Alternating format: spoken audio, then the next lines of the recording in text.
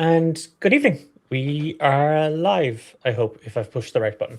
If we're not, well, that's just going to be weird because I'll have to push it a second time.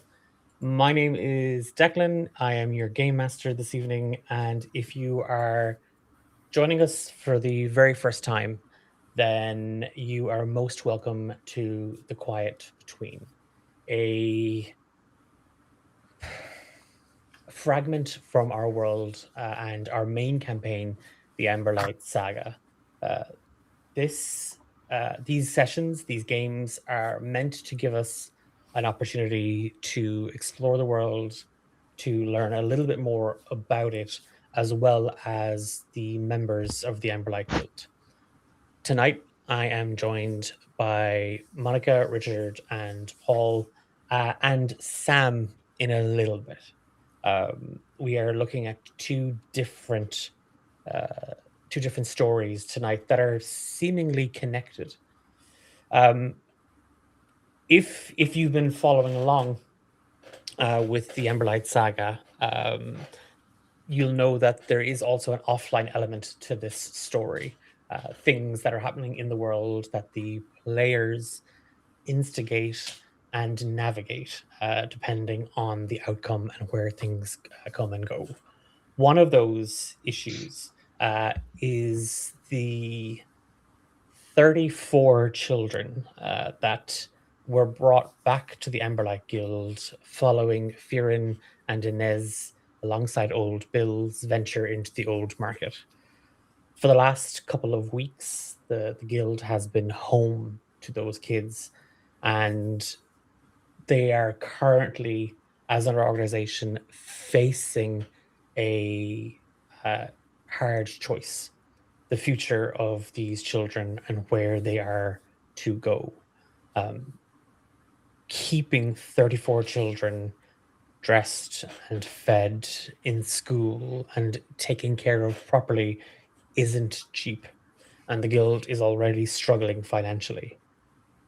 To make matters worse, this morning, the guild discovered that a young satyr girl by the name of Helena, who had been affectionately dubbed Squish by Reishi, has gone missing.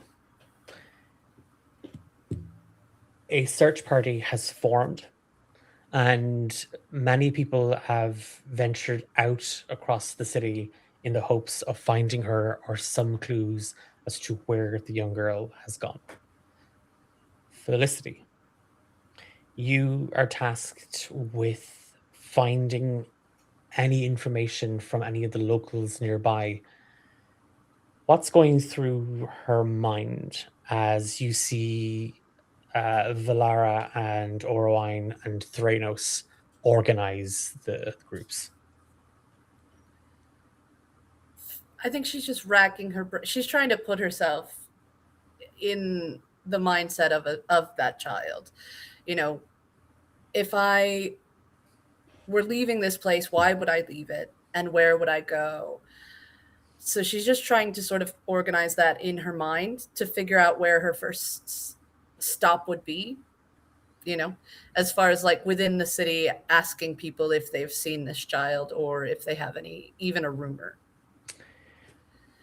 As you as you're kind of waiting for the nod from the council as to where to go or who to take, you see that kind of parties are forming and are heading out. That nobody is going out on their own. Nobody is going alone.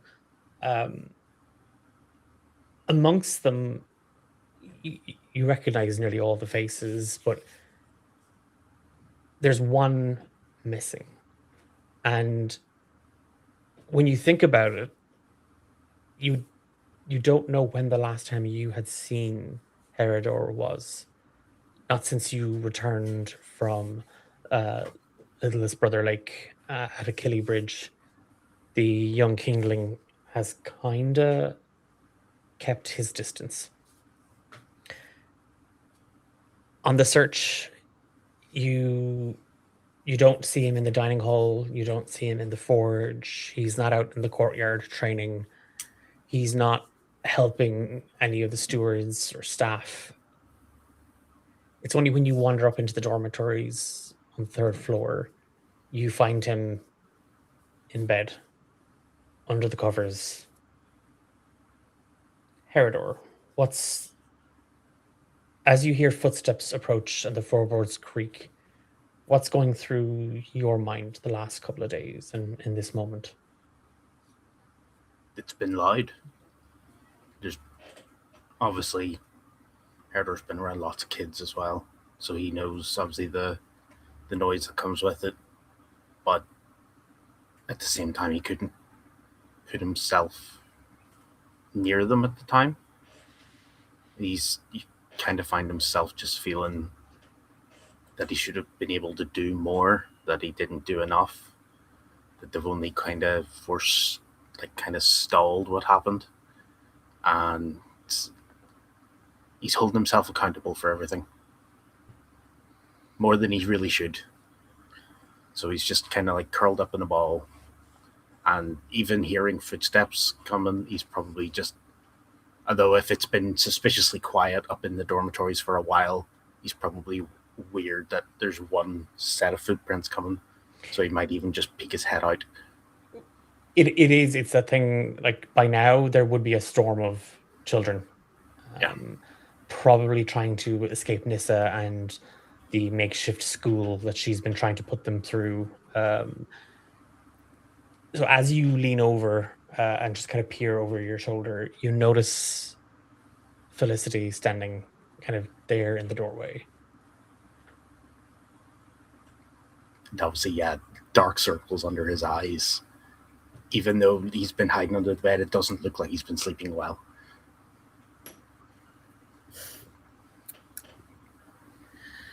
I need you.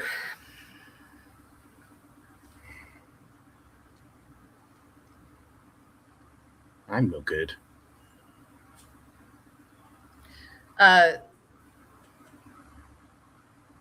She's gonna tug gently at first at the covers. Nope. Whether you're good or not, you're what I've got. So I need you. Fair enough. Kind of just like turns around at that point and sort of sits at the edge of the bed and just kind of gives you this vacant look. Just, what's up? We've got to go looking for one of the kids. Good timing. Really good timing. Briscoe is a paid actor. Give that dog inspiration. I thought you were going to say a bone, but yeah, that works too. Children, God damn it. No, we will not be looking for them. By the way, Felicity found a familiar. No. We have to go looking for one of the kids, and I can't go alone. Okay. If it's for the kids, yeah, fair. He just kind of stands up at that point and starts to put his boots on. Because he's just been sleeping in his normal clothes. No armor or anything, but like, yeah. You smell excellent. How long have we been back? Couple of days. That will be why. Fair enough. No matter. Are you just going to head out from here? Yeah, I think so.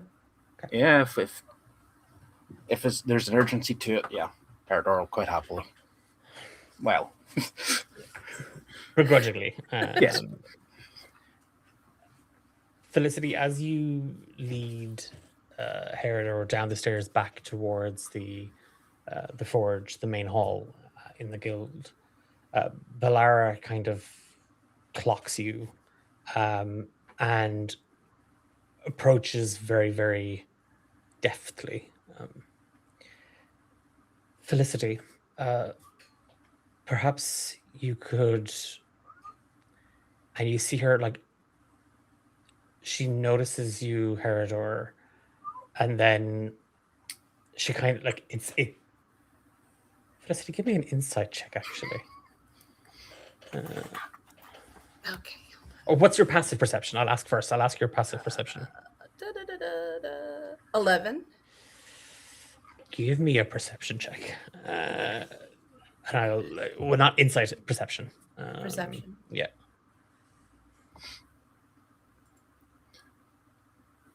Uh, 13 plus 14. Okay. You just noticed, like, she kind of caught herself for a second when she noticed Herodor. Like, she looked a little off for a second. You're not certain as to what or why, but it's not that she doesn't pinch her nose or anything like that, but it's like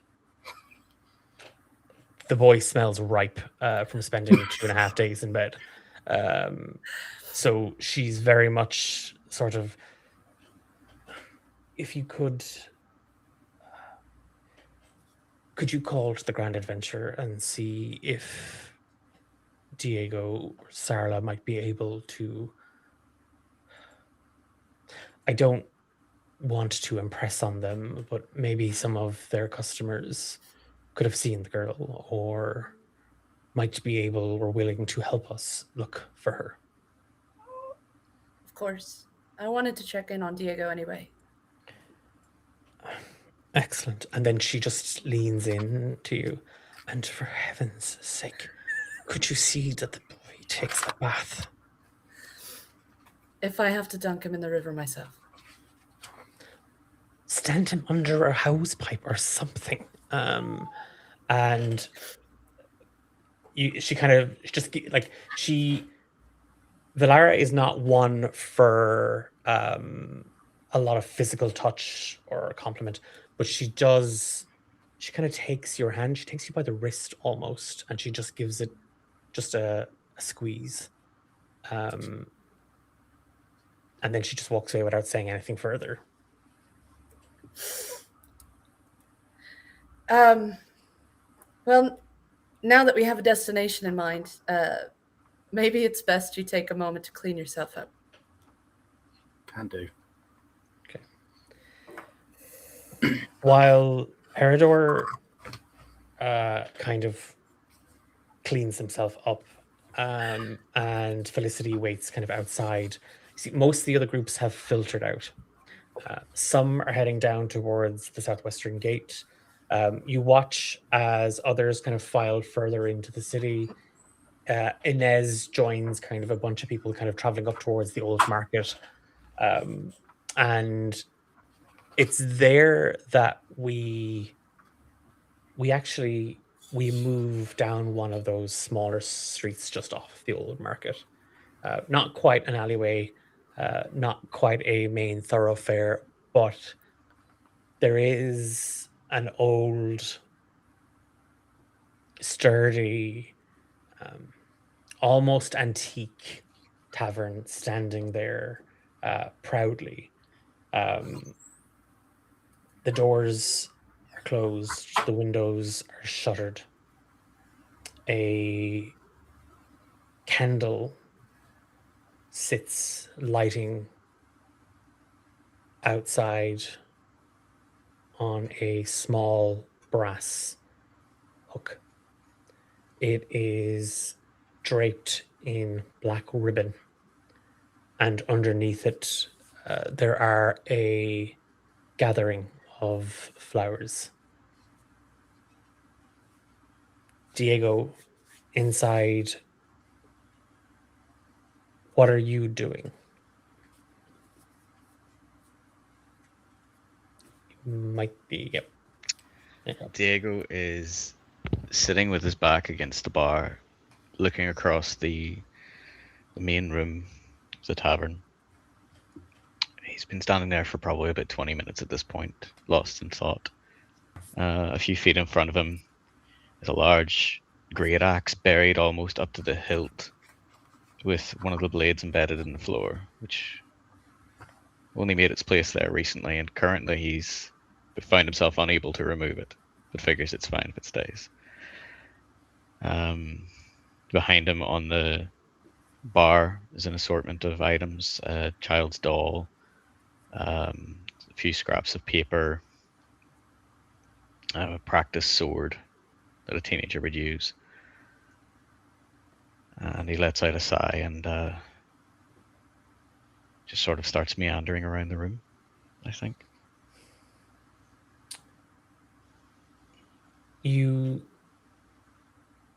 Overhead, you hear footsteps. They are very soft and quiet. You only hear them because of how empty the apartment is and how quiet and devoid of life the bar is. You can hear them travel from one side to the other, and there's a faint, muffled knock. There's no response. And then a moment or two later, you hear steps coming down the wooden staircase towards the back. And then just kind of leaning around the doorway, you see Diala.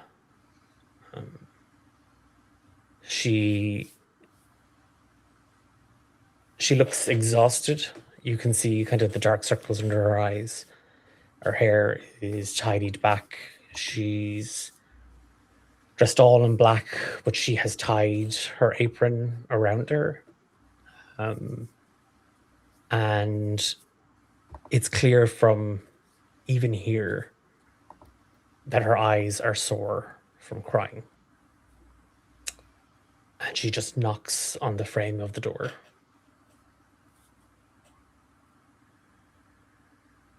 I think Diego doesn't even look up, and he just recognizes the soft knock as being Diala. I was thinking we could open tonight, just for a little while. What do you think?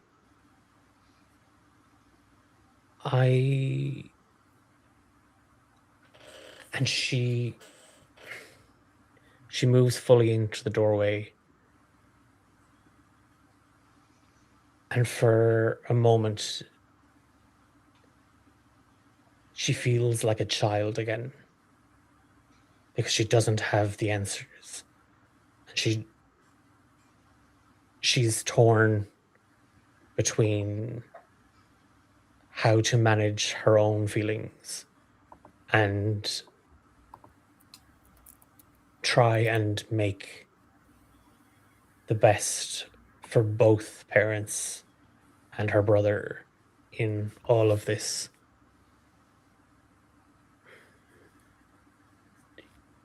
Can I fix you something to eat, Dad? No, I had something. It was good soup or bad stew. Not sure what it was, but I did eat. I promise. Then Have you? maybe some tea? No, honestly, don't be worrying. Did you want something, Diala?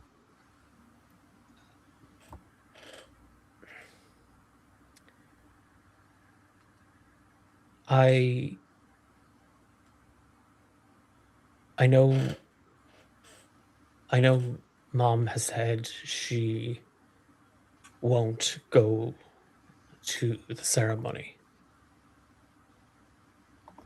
But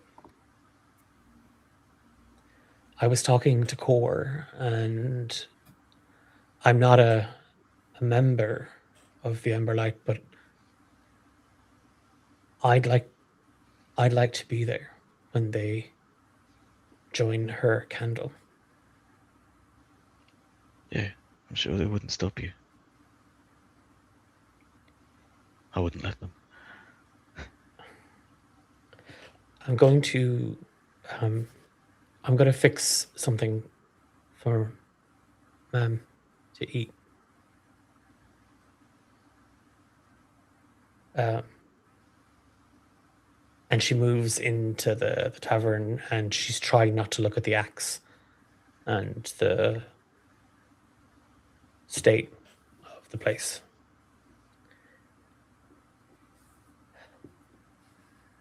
Has she calmed down yet?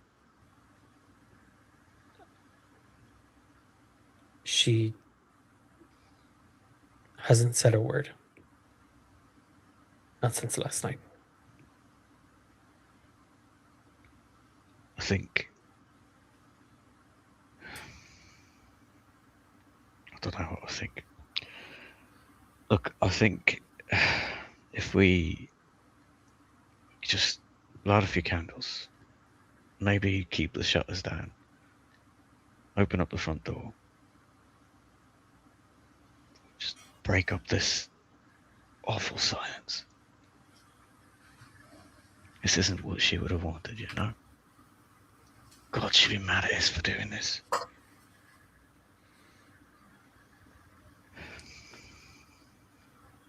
Maybe that'll help you, Mum. Bit of noise in the place. Okay. If you think that'll help, then I'll ask Core to, and she gestures at the axe.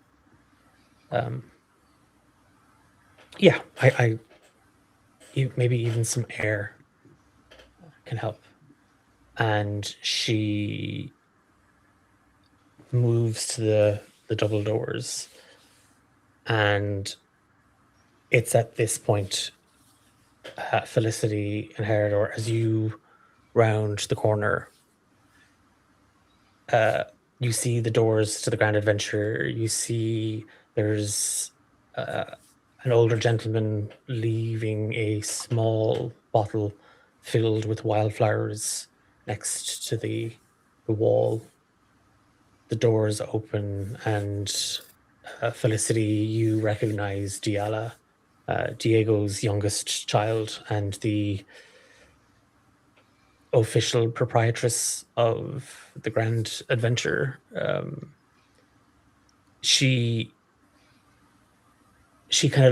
notices the old gentleman, and you watch her kind of walk out, and he offers his hand, and she takes it, and she talks to him for a moment when she sees both of you, and she just kind of gives you half a smile, Felicity. She thanks the older man, and she waits at the doorway, and she just gestures for you to come inside.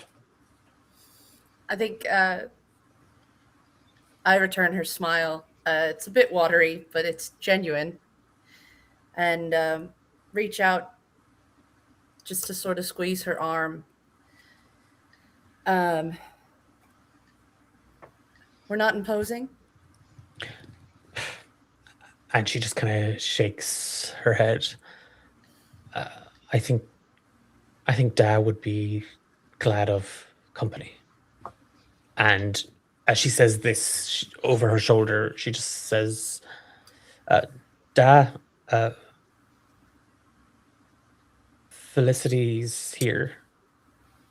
And she steps inside. I'm going to introduce her to Herodor while Diego comes down. Diego appears just close enough to be seen through the doorway and starts ushering you in. He's like, "It's so good to see you. Yeah, come in. We were just getting things set up. Come in." Can I, as we're sort of walking in, do any of the flowers look like they've kind of wilted a bit that are at the door? Everything looks fresh. Everything looks good. Everything. Above table, some of the regulars at the Grand Adventure have been swapping them out and adding fresh flowers themselves. No, it's it would be a Herodor thing to, if there was any, to use one of his. Yeah. His mummy raised him well for that. Can you, Richard? Can you tell us what the tavern looks like? Because I've described it from other people's perspectives, but I kind of maybe want to leave this up to you entirely. This is your space. This is your home and your place of business. I think it's very homely. I think if you cut any single section out, if you took a table or a piece of the bar, you could pass it off as a kitchen in your own home. I think everything has been chosen and carved and pieced together with a genuine warmth of wanting people to be welcome there, as opposed to a space for profit. Everything is comfortable. There's about maybe 8 tables with 3 to 4 chairs apiece. And the bar is located at the center of the room, like an island with 4 sides facing out. And there's a pillar in the middle with a little shelf, and there's knickknacks, there's family goods, and right on one wall, pride of place above a single fireplace, is a portrait, a framed painting of Sarla, which she won't let anyone touch. So it's a bit of a running joke, but in reality, she really truly wishes it wasn't there. You mentioned the axe buried into the floor. The Grand Adventure gives sort of for anybody from Ireland, like I'm getting very Shebeen vibes from it, sort of, which if you're not from Ireland, Shebeen is pretty much an illegal bar ran out of your home, or a club, or what do they call them in A speakeasy. a speakeasy? Yeah. Yeah. Uh, again, for very similar reasons, these were. But whereas a speakeasy tended to still emulate a bar, shebeens are that sort of this could be your grandmother's front room, in that sort of homely, like the furniture doesn't match, but it's comfortable and it's well made and stuff. It's bric-a-brac from all over the place. But and Felicity, you know the Grand Adventure very, very well. You are a regular in this tavern. You're a performer in this tavern. As you walk in, you see that it isn't untidy, it isn't destroyed, but it is very out of sorts. There is a large, heavy great axe buried into the floor. There is a table and chair lying broken, heaped against a wall near the fireplace.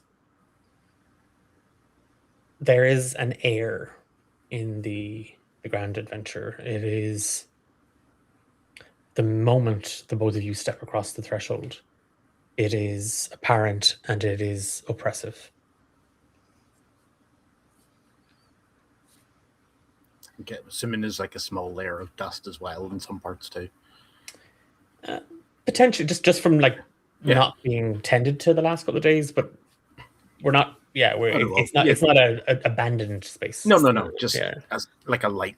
Yeah. Diala is offended at the idea of there being dust. I was the exact same.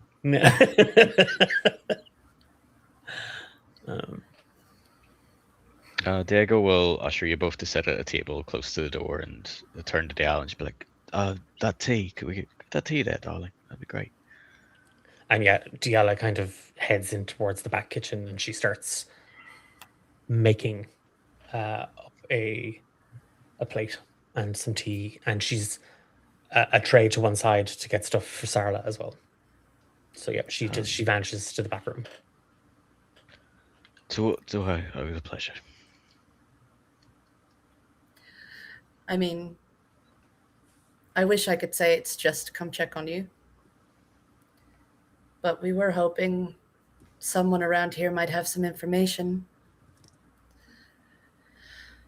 One of the children that the guild took in has gone missing, and we're pretty short on leads.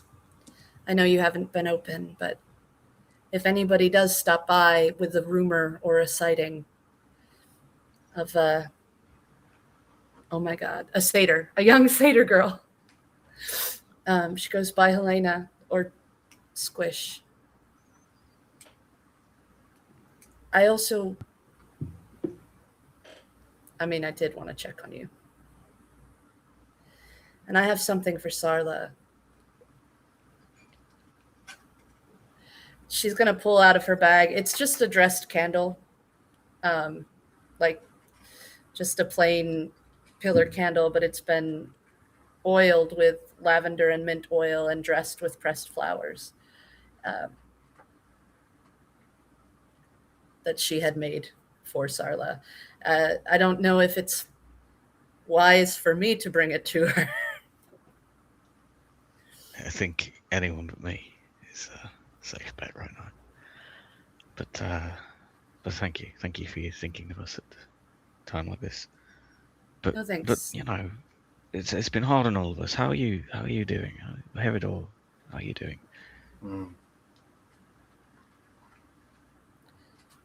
Not as Herodor. bad as you, I would assume.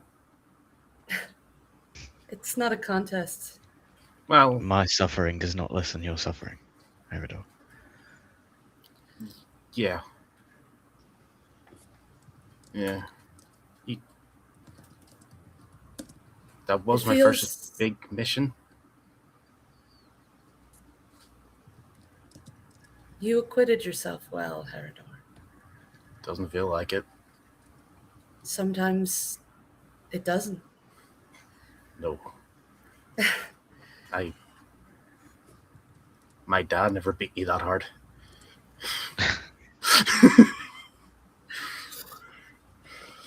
Sorry, I don't mean to laugh. Sorry, it kind of slipped out. Look, Not s- for what it's worth, I think you did great, Herodor. Genuinely. It's not how hard you get punched, it's whether you get back up. And honestly, we didn't fail. Not really. But even if we had, there's a lot of people who wouldn't even have tried.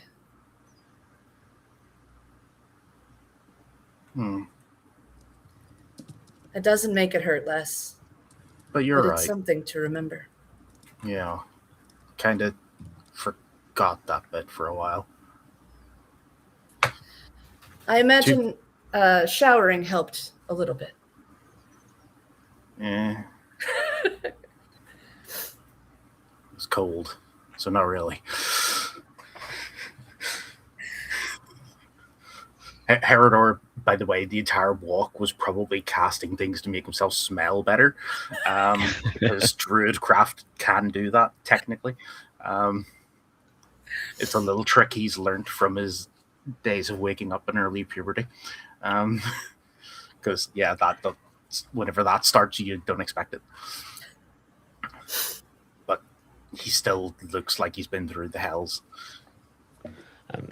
Diala appears after a few minutes, and she has a pot of tea, a large jug of milk, some cups.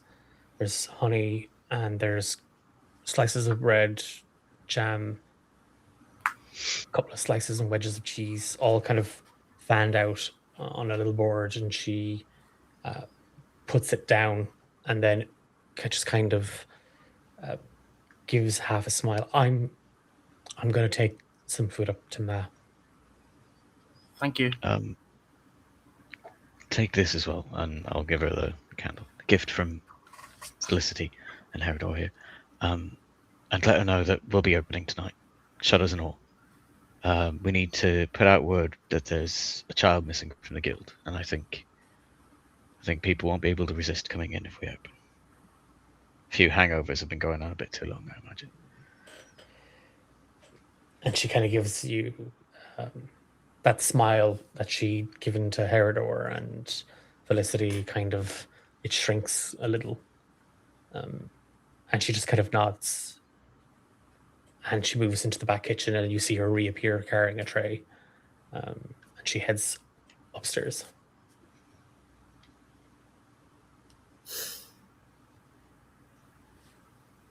I think Diego just looks at Herodor for a bit too long. He's getting the kind of vibe of what Herodor's trying to say, it isn't saying. And just for a moment, I feel like feels like a real connection there. And maybe it's a little overly familiar, but puts his hand out across the table to him. At that point, Herodor's a little just confused and probably doesn't know what to do.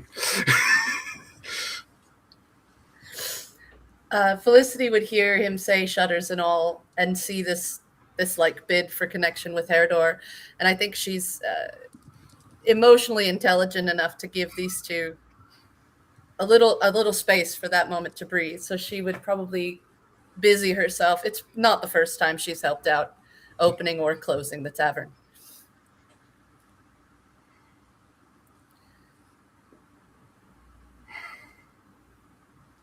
What have you been doing since you got back here at all? Nothing. Why? Couldn't do enough. Sore. Drained. Second mission and somebody's already gone. Kind of felt a bit hopeless for a while. Still kind of do. But a kid was in trouble. Felicity practically dragged me out of bed.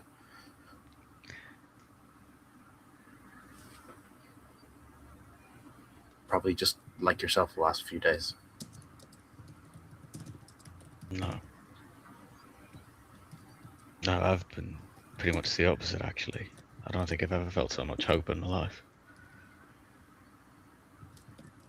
It hurts, and things aren't great with Sala right now, but what Felicia did, what Felicia chose to do,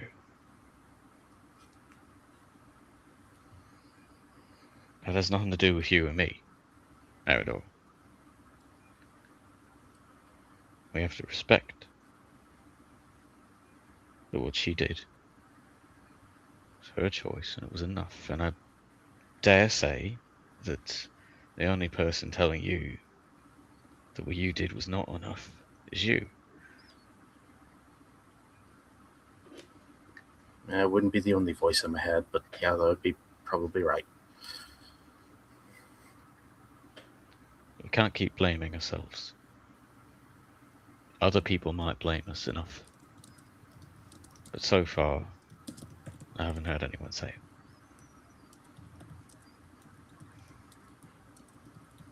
You're young. Yeah, you're right. At all. Yeah. You're gonna make a lot more mistakes. You are. You're gonna make some worse ones than that. I think it's a lot to even call it a mistake. What I saw was somebody in over their head who kept fighting, and has a big enough heart and enough hope to regret that it went wrong. Do you know who else I know that wouldn't give up in a situation like that? He nods his head towards the portrait of Sarla.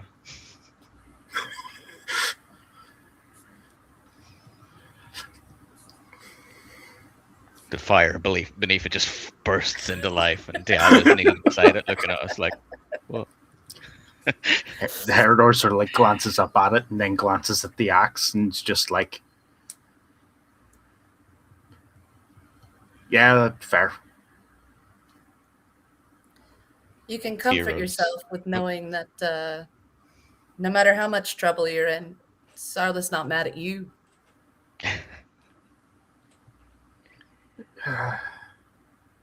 At that,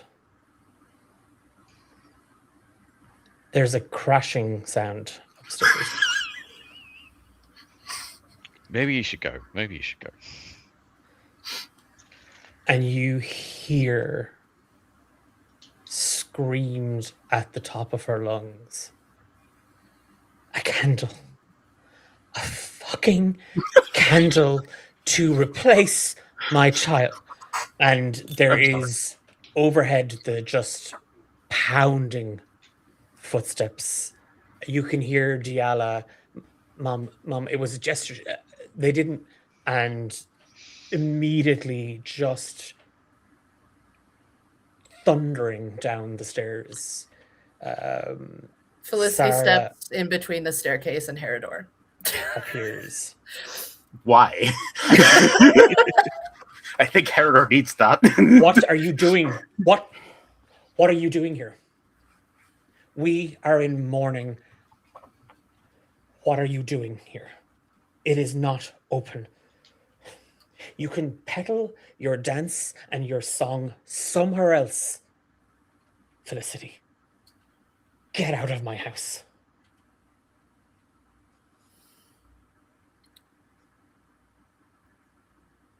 The gaze Felicity meets her with is deeply, deeply sad and empathetic, but there's steel behind it. I didn't come here to replace your child, and I didn't come here to sing songs. I came here to help my friends, and she looks both at Diego and Herodor,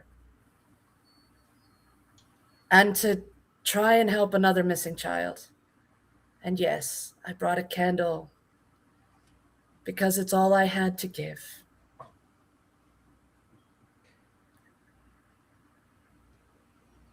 It's all I had to give. Nothing can replace Felicia. But some people need to mourn together.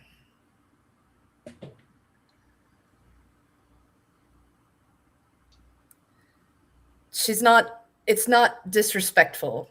It's just certain. My daughter lies drowned at the bottom of a lake. Where's the search for her? Where are the people rallying to find my daughter? Get out of my house. Diego stands up from the table and If you think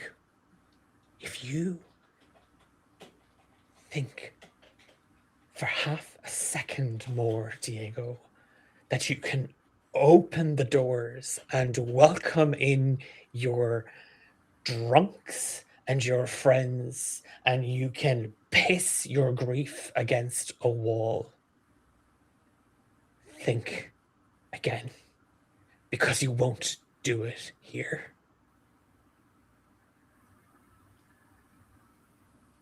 Diego walks across the room and several times looks like he's about to say something and then just tries to hug Sarla. There is a child missing, and there are those who would celebrate Felicia as much as mourn her. And I think just for a little while tonight, I'd like to see some light in this room, and later you and I can have this out privately, publicly, whatever you want, Sarla. But I love you, and I will not sit here in darkness. This is not what you would have wanted for us. It is not what I want for us.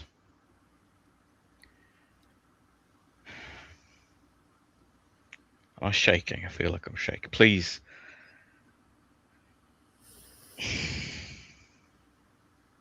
Look at me. I'm so scared right now. And I don't know what comes next. But we have to do this together, Sarla. Either way.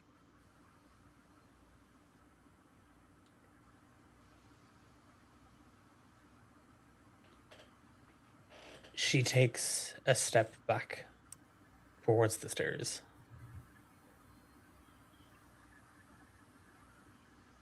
Go and look for the girl. I won't be here when you come back.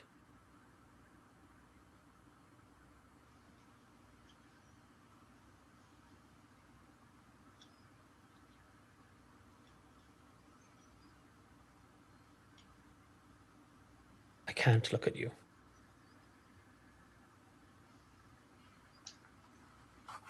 I can't look at you and not see the man who let our daughter die.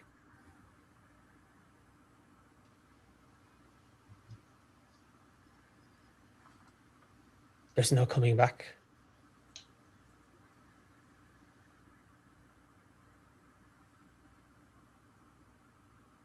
Not for Felicia. And not for me.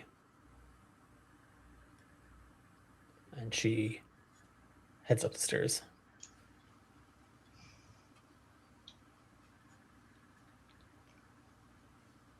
She'll come round. I'm sure of it. Come on. How could a child find to be defined? They're noisy, right? They're noisy little things. Let's start looking. Diego. Where do you think she'd be? She's a satyr. My first guess would be the forest. If I didn't know how much she was hurting, I'd run up there and pick a fight with her myself. She doesn't know how hard you fought, how hard all of us fought.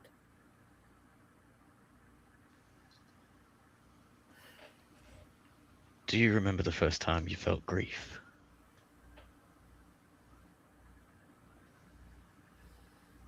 I know I've never felt grief like you and Sarda are feeling. I know that.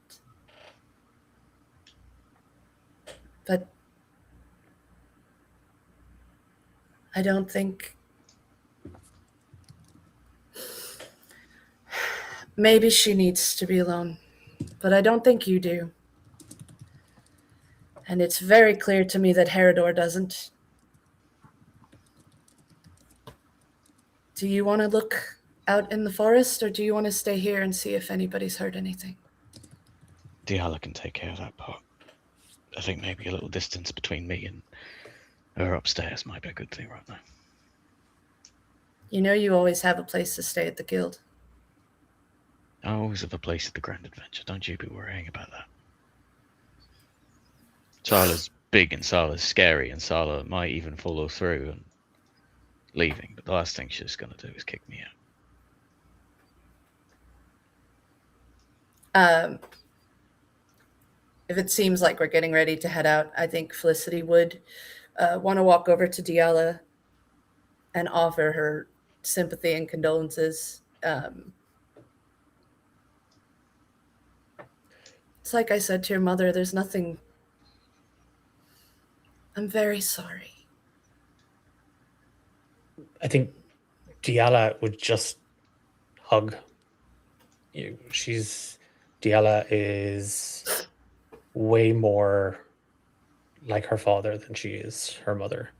And while this is happening, Diego, you kind of ready yourself to go out with Felicity and Herodor. Herodor, what have you been doing this entire time? He just, every word that he heard, it almost pierced him every time, because it's just like he couldn't dive down deep enough. He couldn't get there. But obviously remembering he's just had that bit of a conversation, and it stops just before it gets to the real heart of the matter, before it really hurts him. It's just like, but it wasn't just me. It wasn't. I tried as much as I could try, and tried some more, to the point of beyond exhaustion. Obviously, these two weren't around at that point. They showed up a bit later. But Herodor knows what he did. He knows he tried. Beyond even when the other villagers were telling him, no, you need to get out of there, you're going to freaking catch hypothermia. No, he was still doing it. Just like, he doesn't know how he's going to protect everyone, but he can't do it all the time for everyone.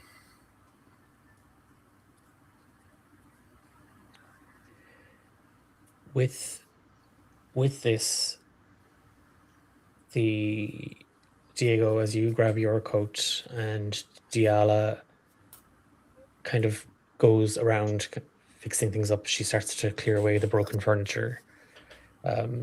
Core emerges from upstairs. He pulls the great axe out of the floor. He puts it on the bar. I heard the ruckus about some missing kid. Need another pair of eyes then. That would be great. That would be so great. Genuinely. Thank you, Cole. She's a satyr. Can't be many of them around. Got to be easy to spot. He literally he nods. He pulls his coat up around himself. He's the one that opens the door, And he just, as he does, and the air kind of rushes into the grand adventure, as he kind of turns to gesture for you to head out, he notices Diala with the axe trying to lift it, and he just gives you like a little tip, Diego, just to be like, and he kind of chuckles to himself, and she lifts it like she does, but it's like watching the frailest doe in the forest wielding, like it's not that she's struggling with it, it's just the two things don't match. It's like this wonderfully simple, humble young woman and this brutish chunk of metal wrapped around a large, thick wooden handle, and he heads out. Diego stops. One more thing. And he just runs over and hugs Diala before he leaves. She hugs you back. I'll keep an eye on ma'am. If she tries to leave, don't stop her. She'll figure it out. The lasting dark and the gods and everything in between have tried, and nothing has worked. So I'm not standing in Mom's way. You always were the smart one. Right. I'll be up too late. Love you. Bye. And as the four of you set out to search the city for a young satyr girl, that is where we leave Quiet Between, Living with the Lost. Thank you so much to Richard, Paul, and Monica for that. That was wonderful. And can I just say, Richard, Monica, and Paul, please level up your characters for your next session. You have not shifted any points of frame, but you have leveled up. So I'm sorry, Sarah made it so that was not a happy. I plus 1 point of divorce here. Yes, yeah, you can add plus 1 point. We are going to take a very, very quick break. Don't go anywhere because we're not finished. We are going to move to another part of the city on the same day, the same hour, as we follow Inez to the Church of the Veil as she seeks support and unwittingly finds some solace. And I'm so excited for you all to see, because Sam played an absolute blinder in this session. So we're going to go, actually, you know what? It's pre-recorded. We're just going to go straight to that. So, and for the three of you, don't go anywhere, because we're going to do some post-session talking to make sure everybody's okay. Yeah. Okay. Right. Let's see what it gets up to. It's slightly... No, it's not. Bye. We start late into the afternoon, the day after Inez and the group have returned to the city of Varan. On your return to the halls of the Emberlight Guild, Inez, you found that the children you and Firin had helped a couple of days previous at the old market were still residing in the guild. There was discussion as to what to do with the children.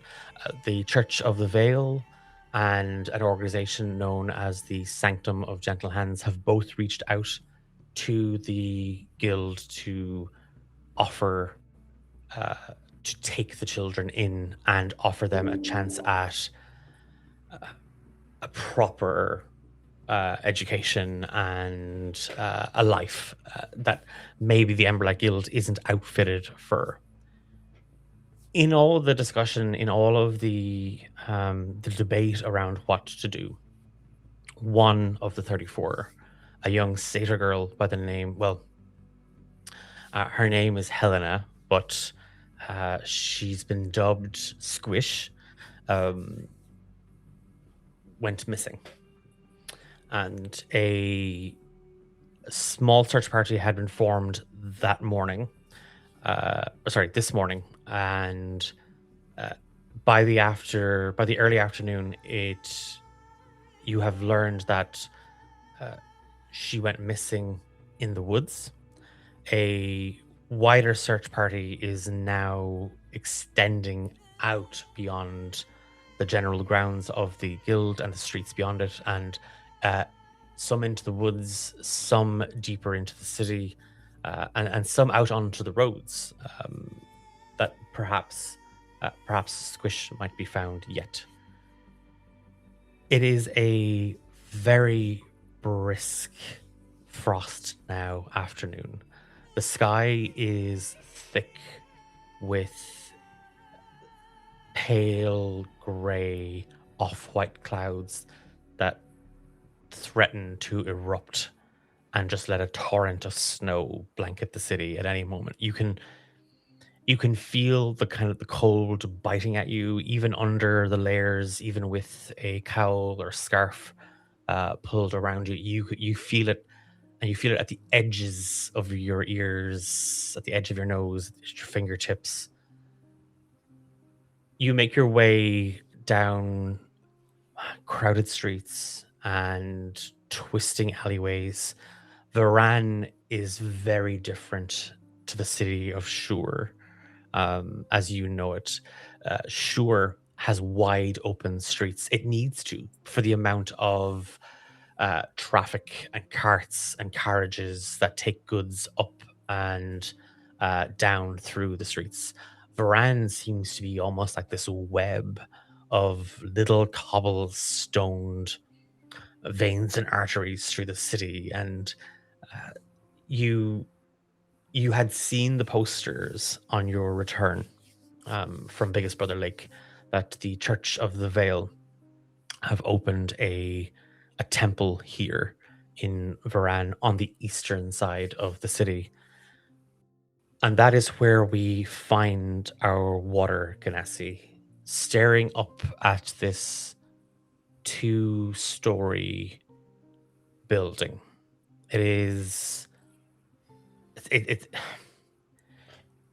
looks exactly like the kind of place the Church of the Vale would use, because for the church, any place can be a temple, whether it is a roadside tavern where its humble beginnings began, an abandoned infirmary, even an old tenement flat.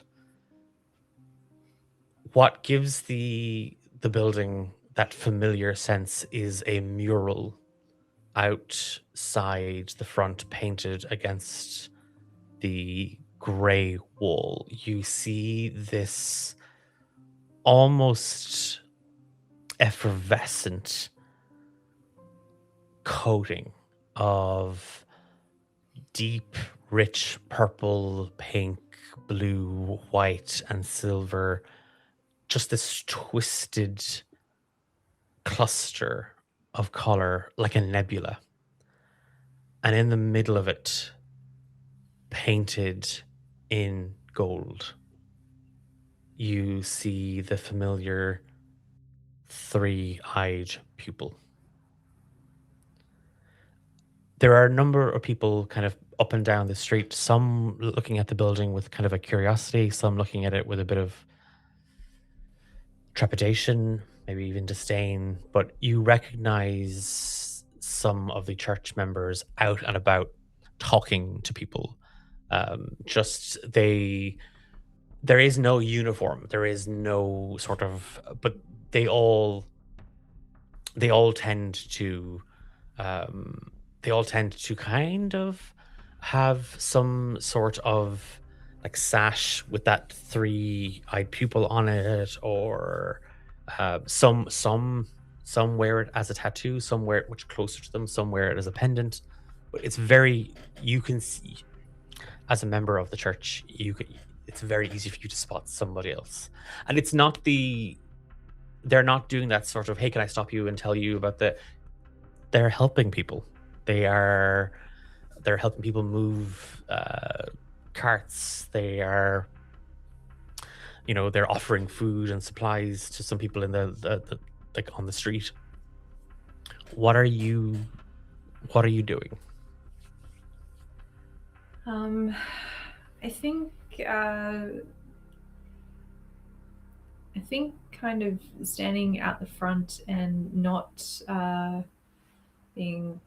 I think I'm trying to be as for a little bit at least initially as I am arriving at the door, a little bit more inconspicuous, and I think I'm approaching the church with a little bit more reserve than usual. I'm trying not to be seen right away by some familiar faces, and I want to just notice the people, and if I can even pick up on what some of them, like as they hurry past, or if they're not, like I want to see how welcome the help is being accepted by those around, because there are people offering to help, and there's food here, there's there's nursing, and there's kind of just some low urgency medical care around. I can see some older people making their way up towards the front as well. And that's great. That's what we're there to do.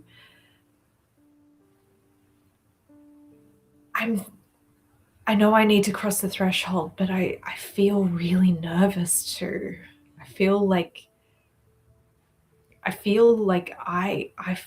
it's a home. It feels like a home that I know, but I haven't been to for months and months and months, and it just feels like everything is a little bit more distant and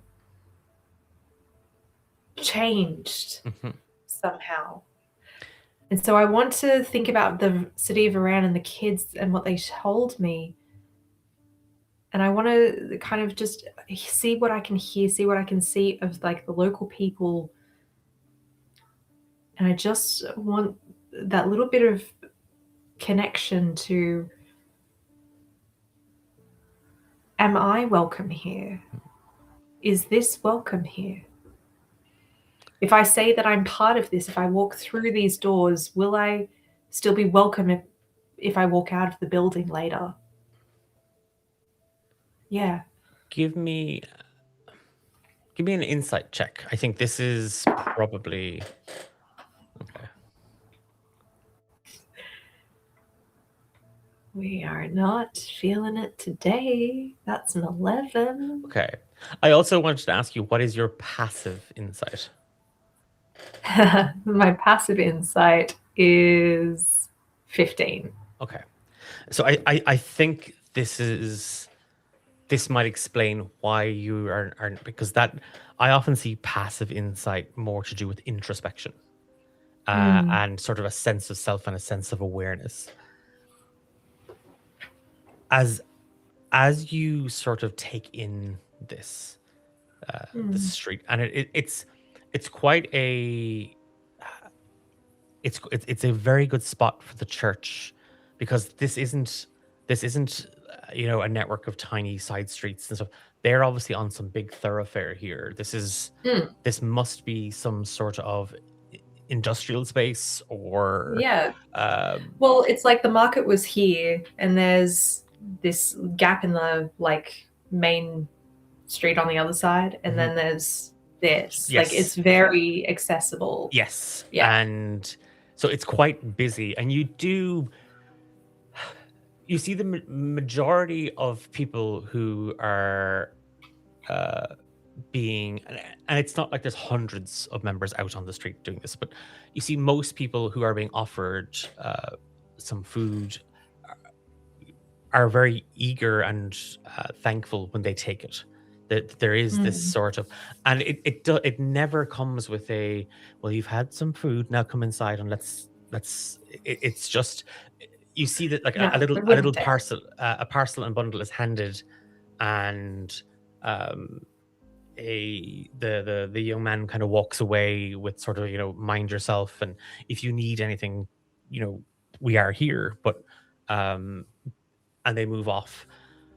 There Mm. is a there is a half orc um young man, I would say maybe late teens, early 20s, currently trying to wrestle a cart out of an old dwarven man's hands. And this thing is loaded with scrap and uh just what it looks like rubbish. Like it looks like just discarded materials and whatnot. And he's trying to like explain to him, no, I'll carry it for you, no, I'm not a thief, I'm not. And the old man is just not having it. Like it's just not, like it's kind of, that's kind of happening. And it's the, like, as you are kind of looking around, any sort of sense of the external is sort of squashed when you look at the mural and the door in front of you. And it's Mm. the question rises within, what does it mean for me to cross this threshold, both Mm. into this building and out of it? What am I Mm. saying about myself as I go in here? And what will change when I leave, if anything at all? Have I and that sort of takes you out of out of the now, when you just feel somebody sort of just touch against your elbow, just a very short touch, and there's a woman standing across beside you now, a fire ganassi woman. And she pulls back her cowl, and there is just this very tight mess. It can't be a tight and a mess, but curled hair that is just kind of tied back very tightly. And she looks at you.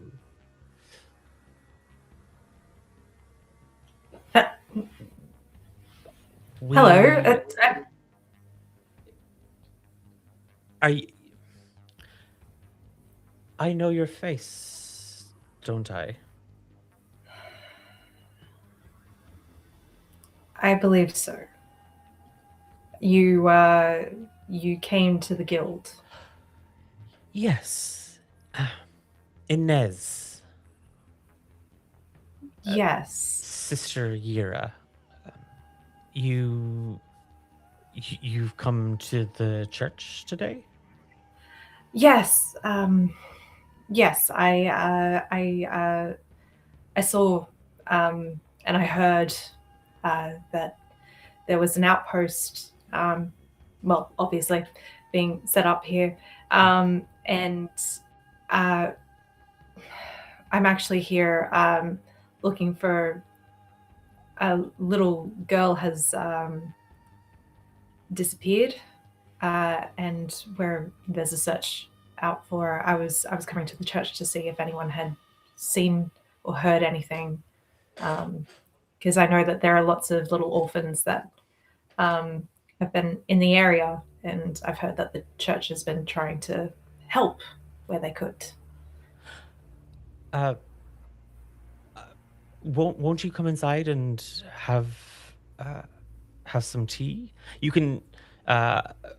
We will take the details, and I will ask some of the others to. Maybe we could help with the search for her. We could. Yeah, of course. Yeah, that would be lovely. Thank you. I should inform you that, well, the church's council are here. Oh, Rin? Yes, It's- Weaver Rin is here alongside the fuller, the spinner, and the tailor. Oh. Oh, well, I No, mean, they are discussing their own matters in a room. I don't want you to feel surprised if they happened to come into the common area. I mean, I would love to see them if they pass through and still remember me. I'd be very flattered. But you know, it's been so long. I'm sure they would have probably had so many other people to take care of. It would be weird for me to initiate a hello. But yeah, no, it's fine. It's fine. Thank you. Are from Shure, correct? Yeah, we were part of one of the first outposts churches. I have heard of you from the Weaver. She remembers. And at that point, she's taking your arm and she opens the door and she's kind of leading you in. Oh, okay. I'm being just one second. And I turn around and I just want to check: is the half orc still trying to engage with the older man? No, he has been turned away. Okay. Yeah. Just as we walk through, as I'm being now guided through or quietly pushed in a direction, I catch the eye of the half orc and I just kind of give like a little head nod, be like, Jimmy. And on the other side, as we get like at the doorstop, I recognize one of the others, Clem, who, I kind of just give a little wide-eyed kind of bit of, oh, you're here, kind of a thing. But if we can't talk, then we can't talk. But yeah, just saying the hellos that I wasn't, that I was a little scared to say. Now that I'm being, I think it's that sort of, oh crap, and then it's the. It's that sort of, you kind of go into automation mode of a little bit like I have no choice now but to do it because we're here, so I have to do the. Well, I guess we're family now. So yes, yeah. She leads you through the door is this two large doors, because like I said, this is a warehouse, and it is as you head inside, you can hear like the banging and clattering of wood and steel. There's work being done somewhere in the vicinity of the building. And Yira sort of leans down to you and kind of I apologize for all of the noise. We are still in the middle, and with the council here, there is a fervor in getting the rest of the building ready. So, and she points into the main, and it's a warehouse. This isn't, but there are tables and chairs set up. There's there's, I'm trying to think of the word. Like there's cloth hanging from rafters to kind of create divides, and like little sort of rooms, and you can see people shifting and moving through it. The cloth is sort of a silvery purple, and it has kind of a thread of like glitter through it. Like when the light catches it, sometimes you can kind of see it. With all of the noise and like the commotion, there is a feeling when you step through the door and you see this. This is much bigger than the place that you called your home, your church, your place. This is much, Yeah. much bigger. But it Yeah. feels very much, it carries the same energy. Like, Yeah. I think seeing, yeah, you're right. There is a sense of home about this place. And I think even though it's not finished, Inez is a little thrilled to kind of see some of the beginnings of, you know, kind of the similarities of what she would have seen from her own church's meeting place, and like the sashes and the colors and the familiar sort of sections of the room being broken up into circles and sharing spaces. The little cafeteria nook, kind of with, you know, the makeshift water wells and things like that. And I think as she goes past the shrine and the altar, you know, it's not a grand kind of altar either. It's really meant to be one of those things where it's makeshift and portable, so that anywhere in the space can then become a worshipping space. It can be moved into the center, and so more people can fit in around us. It can be taken up to the front of a room and given more statesmanship and ceremony. It can also be brought into the street and is meant to be visible and available for everyone. But as she sees it, and as she sees kind of the makeshift symbol of the Church of Vale with the 3 eyes and the tears and the crown, and the majesty of the crown, she feels soothed in a way, and reassured that perhaps that this will still be the same place she remembers it to be in spirit.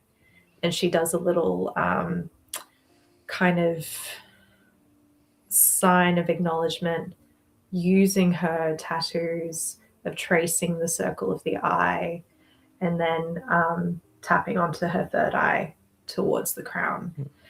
And bows her head. Just small, subtle, as if it was upon entry, and then moves to one of the open chairs in like a vacant sharing circle space. She doesn't really want to be in anyone's way. Yira, when you kind of turn from the altar, having made your acknowledgement of it, Yira actually has a smile on her face. And you see that she has a bracelet on her right arm that has, again, the 3 eyes. And she just glides her hand over it. She holds it very gently, and then she just kind of bows at the altar. And then you, next to it, like behind this this curtain, and again, like the curtain is a little for privacy, but they're so thin that like you can see all around you can see people moving, but there is this kind of this space, and it's the only one that there's nobody in at the moment. And as you take a seat, she sits next to you on a throw and some cushions. And a couple of moments later, Clem appears just with a couple, like a tray. There's a lot more cups on it than there is people here, but it is in that sort of, we bring spare cups for anyone else who may wish to join this space. There is a pot of tea, and the smell hits you immediately, Inez. It is navy weed green tea. It is a staple in Shure. It is served at breakfast. It is served at lunch. It is served at dinner. It is served hot. It is served cold. It is. There's a tale that navy blue weed tea runs through the veins of the people of Shure and not blood. So much of it is drank here. And you see Yira sort of grimace at it, as Clem has prepared this specifically for you. It has quite a distinct flavor, and the correct way of brewing. Actually, well, every household, every family is different, but the oftentimes the reason many people from Shore don't like it is even when it is quote unquote weak, like, or a weak tea, oh boy, it's strong. Oh yeah. And again, certain households have their own way of making it. Some will add things, some will add maybe some salt or some honey to the water to sweeten or to change the taste, the flavor. But Clem puts the tray down, and then you see that he on his right arm as well, he is wearing a wrist guard. It's part of a brace almost, just from it's to help his hand as much as it is ornamentative. But the three-pupiled eye is on, it's etched into the leather, and he touches it, and then he kind of nods to you, and he takes a seat. Oh my gosh! Thank you so much, Clem. This is. Oh, I'm so touched. I haven't had I haven't had this since I left. Sure, actually. How are you though? What's happened to your arm? Oh, this looks new. It is. I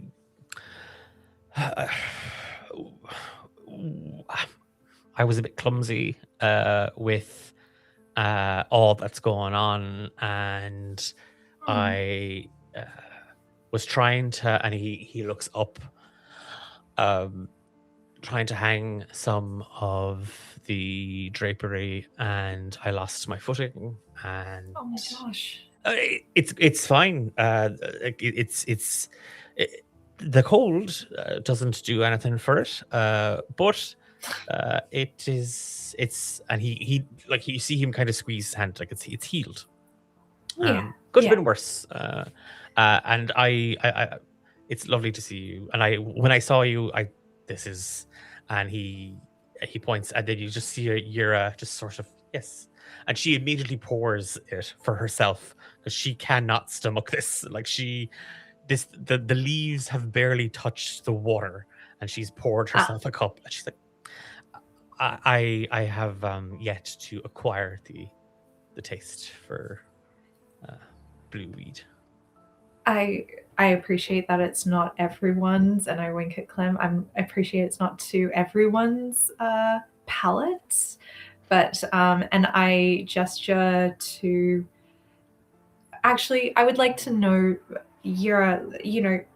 what's your favorite thing to eat? This is to Yura, is it? Yeah. Okay. You see her take the cup to her lips. You're not sure if she's drank anything, but you see the cup is there, and when you ask the question, she kind of puts it down. My aunt in Castell makes rock pepper bread, and I can I can get it here in Varan, yes, of course, but I surely miss her recipe the most. It much like navy blue, it's a acquired taste, but I've always kind of liked um the sweet and the heat from the bread. Mm. And you see her kind of drift a little into the taste, like into the memory of the taste. Yeah. And I look, because when we serve this usually, and Clem has done a beautiful job, there is a range of little accompaniments so that you can flavor it as you need. You know, my palate has also changed in the time since, but I always take mine and then put extra salt flakes through because that's my happiest place, and it is the ocean taste in that way. And for her, I take some salt and pepper, like the almost like a Szechuan peppercorn aromatic, and mix it with some, for better or worse, but for this, mix it with kind of a more of a cardamom sort of taste to it, and put a few other spices in together. No honey, too sweet, but just kind of mash up a little blend there and go, well, in a separate cup in case she hates it, because I don't want to disrespect her. But I just go, well, listen, this is certainly not that, but you might find that this matches your fiery palate a little more. And yeah, we'll leave She that with her. again, not to, like, 'cause she's put her other cup down. She takes the cup from you, and like she's hesitant, but she takes it up and she takes a smell of it, and now you're certain she's definitely tasting because she tips it up, and then her right hand finds the base of the cup, and she takes a mouthful. I appreciate your bravery. But this I quite like. This it's not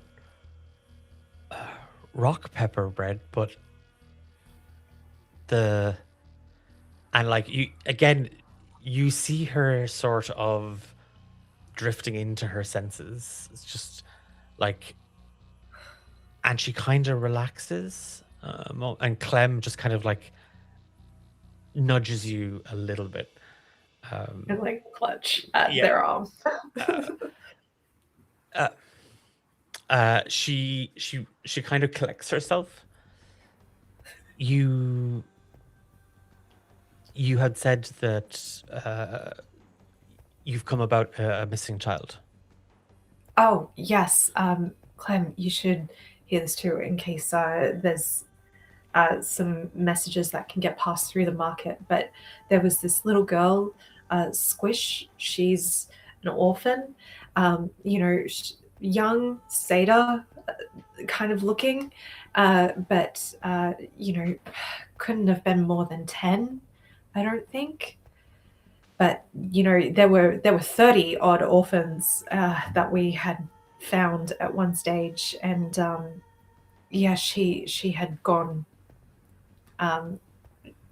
She had disappeared one morning. She didn't come to breakfast, and obviously, everyone in the guild hall is devastated and very scared because we tried and have been trying to protect them as best we can, but they need family.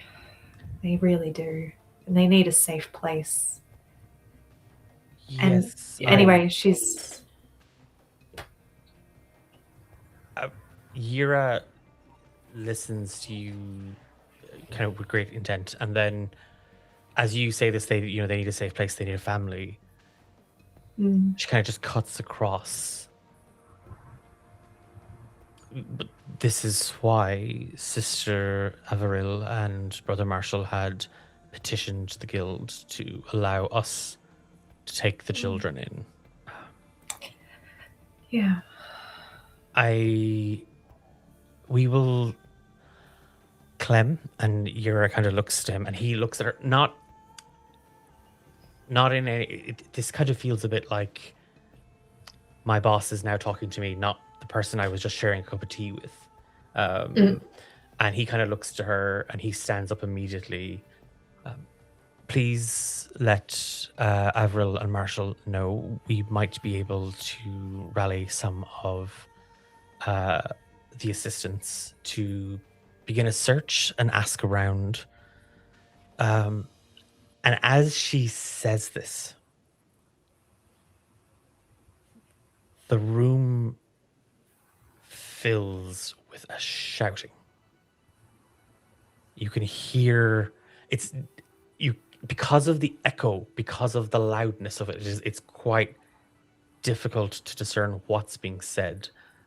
But somewhere in this building, and you can localize it, it's further down from where you are. It's towards the back of this room. You can hear people shouting.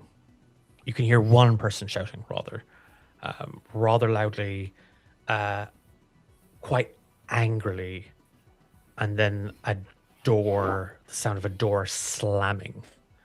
And then Yira kind of stands up as well. Inez, if you please continue to, I will see what the matter is. And you see her kind of stand up kind of abruptly and... Okay, I am going to follow her because no. And I will also just have to be right back. Okay. So let me follow her 1 second.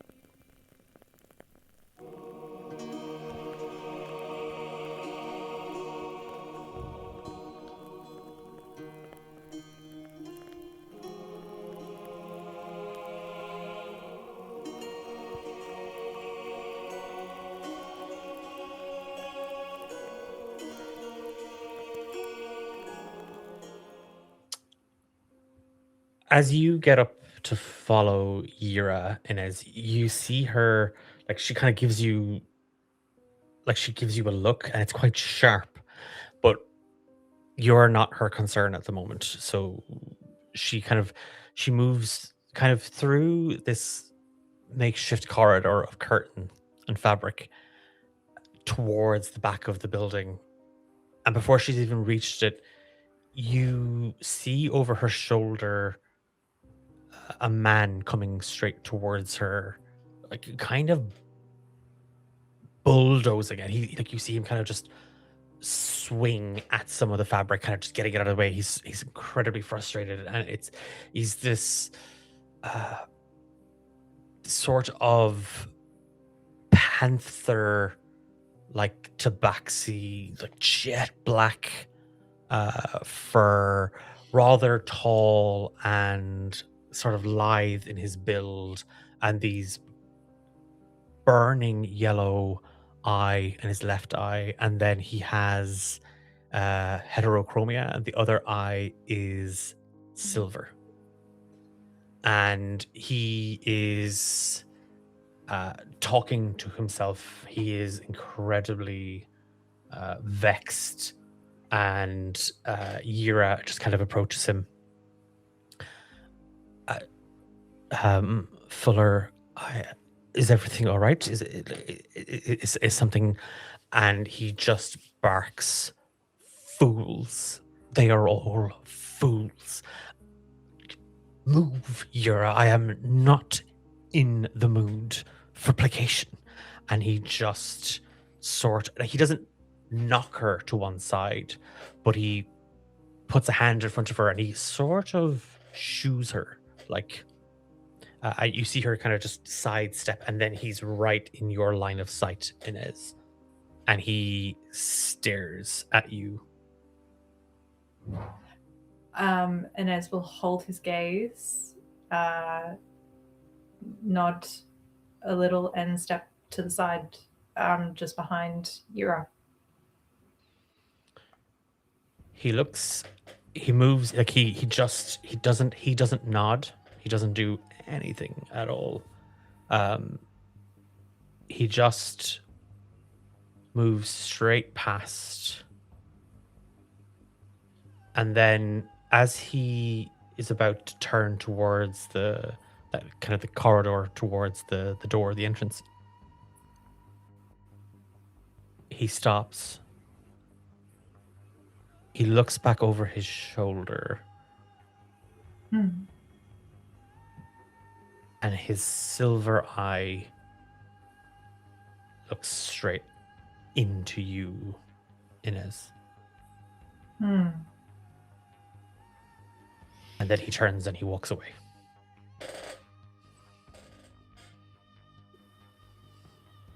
What were they here to meet about? I assumed the council were meeting to discuss the building and other matters. I'm not privy to the inner workings. Oh, okay. Though I had... And Yira is kind of... Yeah, dumbfounded. Like, it's like, you don't know if it's... Yeah, like that composed, strong form she carries. She looks a little deflated. And no sooner do you hear the front entrance, the large door, like one of them just bang shut. You hear a couple of voices drifting from further down the building. And out of them, you recognize quite clearly the voice of Alva Rin, the Weaver, as she is known within the Church of the Vale. Well, Malak is as passionate as he has always been about the church and our direction. You must give him that, Taylor. And there's a chatter kind of back and forth. I'm going to walk past Yura and just walk through the door and go, is everything all right? when you sort of peer around the corner into this, it must have been kind of like an office space used in the warehouse that they were now using for this meeting. There's a smattering of chairs. There's the scene in front of you. Something. It wasn't just an argument. There's a chair knocked over. The pot of tea and some of the cups. As you move in, you see the weaver cleaning up some of the mess, like the water. There's a human man sort of thrown down into a chair, not lazily, but just he looks as if he can't move. Like he is so old and so frail looking. You know of him as the tailor. He is one of the weaver's dearest friends and oldest friends, Taylor Brecker Pines. The weaver, Alva, is a furball woman in her late 80s, 90s. So tall, and even now, like as she's cleaning the mess, you don't see the weaver of the Church of the Vale. You see a young barmaid who instinctively takes a rag out and just starts to clean up a mess that a customer has spilt on the table or on the countertop. Stood at the back of the room, you see another furball woman, the spinner. She is wearing long flowing dress and cover.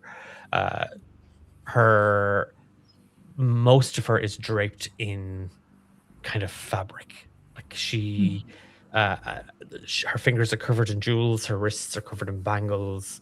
What skin you can see is marked with tattoos and ink. She appears to be sort of just letting this kind of unfurl. And as you appear in the doorway, Alva turns to look at the voice. Inez. Bryn, here, let me help you. You shouldn't be doing this. Tis Varan? You've well, my day has just gotten so much brighter. And she turns and she just opens her hands to you. Like she doesn't make any sign on an eye, or she just opens her hands to you. And just give her like the warmest hug. I think like there is a rush of relief at being recognized and like welcomed so lovingly. Like I don't think I had realized just how much I had needed that care. When she hugs you, like, and it isn't a hug where, you know, like, oh, it's just that sort of like, it's a full embrace. Like, it's a strong, like like this woman is in her, like, she's definitely late 80s, early 90s, in terms of her appearance. Like, she's much older than that probably, but gosh, the strength in her arms, like even now. Can I get you some blue navy? Like, oh, can I? And immediately she's kind of kicking the chair next to her with the old man, and she's like, Brecca, look, it's our Inez, and he's like, and he's just kind hello, of Taylor, peering at you.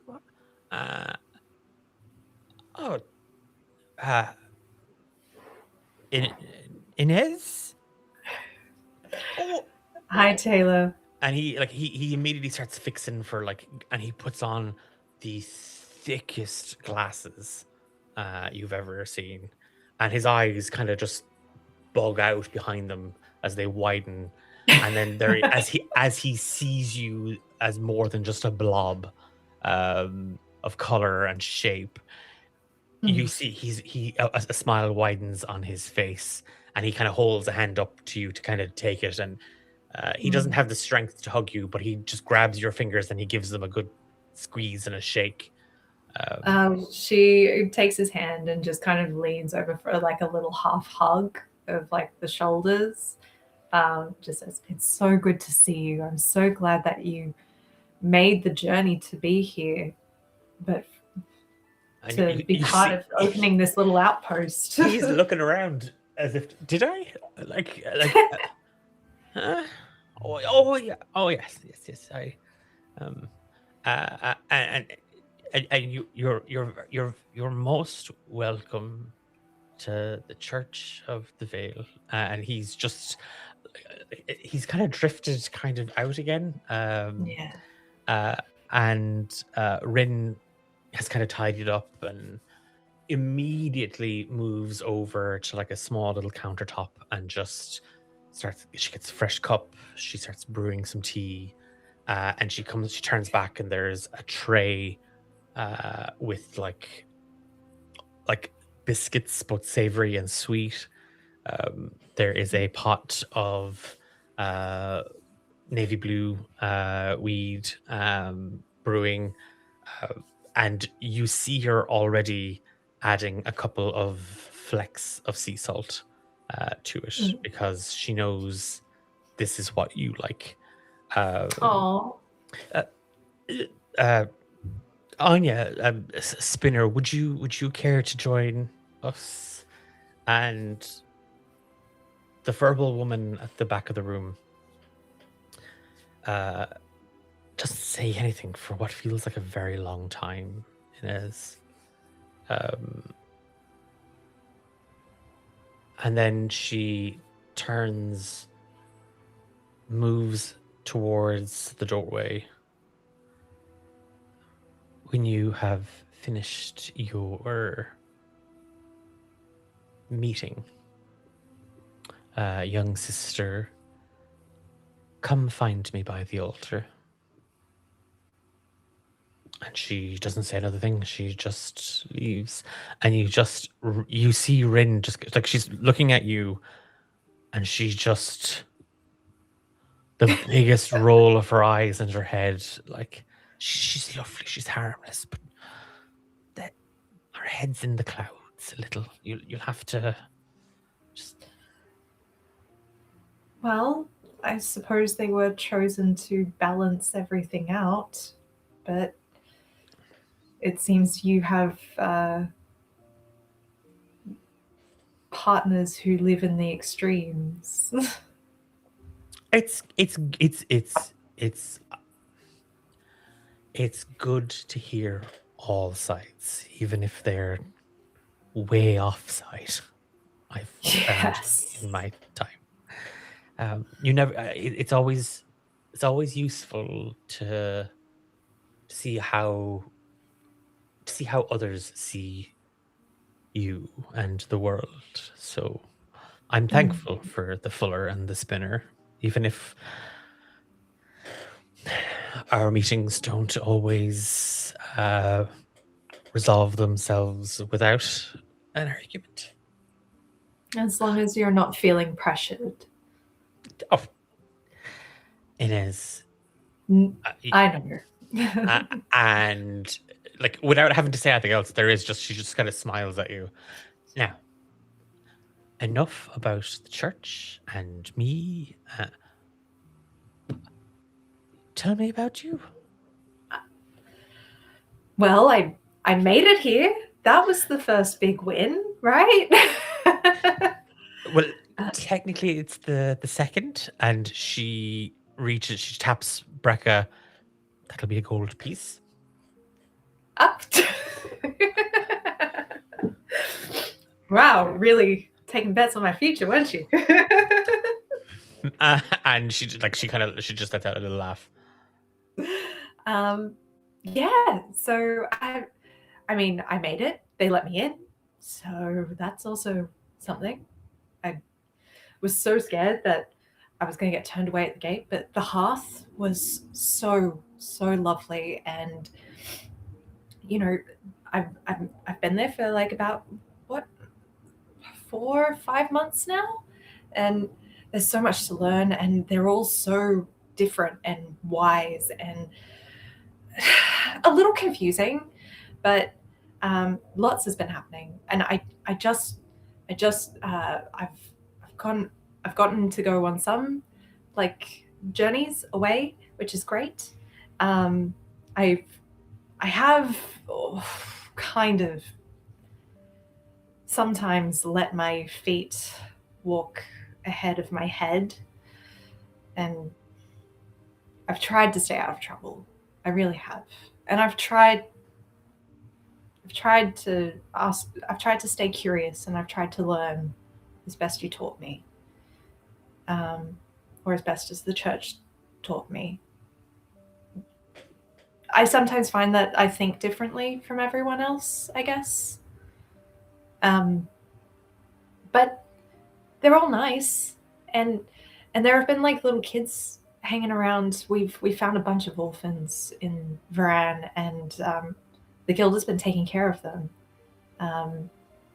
And it's kind of been nice having little ones around.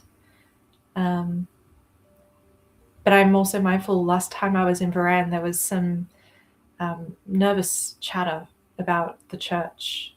And it's weird being away from Shur, where, I mean, I know there are other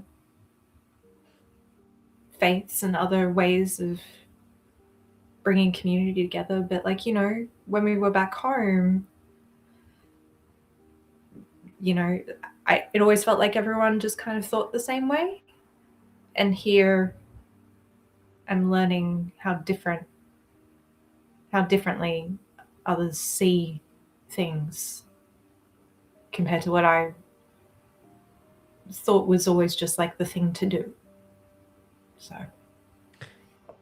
So yeah, it's been a bit of a time, but I'm good. I think I'm good. I imagine it. This is sort of an above table, Sam, because I Yeah. think what you shared and how you explained it was beautiful. But I imagine it from a Nez's point of view, where it is just, I was asked one question, and I am now going to tell you everything, and Yes. it is just Yes. this. Yes. Like you've uncorked the bottle. Here it all comes, and I think, and in a way, like the entire time, Alva is nodding and she's listening. It's what Alva Rin does. She has always welcomed people to her side and just let them talk and share, and she just listens. And when you sort of when the last word is said, when it's all out, you see her sort of regard it, because she doesn't need to give you advice. She doesn't need. She just needs to listen, and it's that. Even just letting someone speak their mind and speak what's holding them can be a relief in a way. She looks for that sort of sign. Now, if I recall, Inez, part of you wanting to go was to do that exactly. To see more of the world and how people are and think and feel and experience. And if you went to Varan, if you came here into the guild, and they all thought the same thing that you thought and felt the same way that you felt, you'd have nothing to learn. Well, that is true.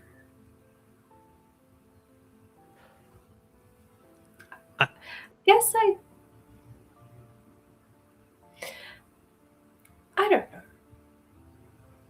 I still haven't found the answers to the questions that I had about, like, yeah, I guess, yeah, just looking for the gods. Well, if you found them in 4 months, you'd have upset a lot of people who've been looking for 150 years.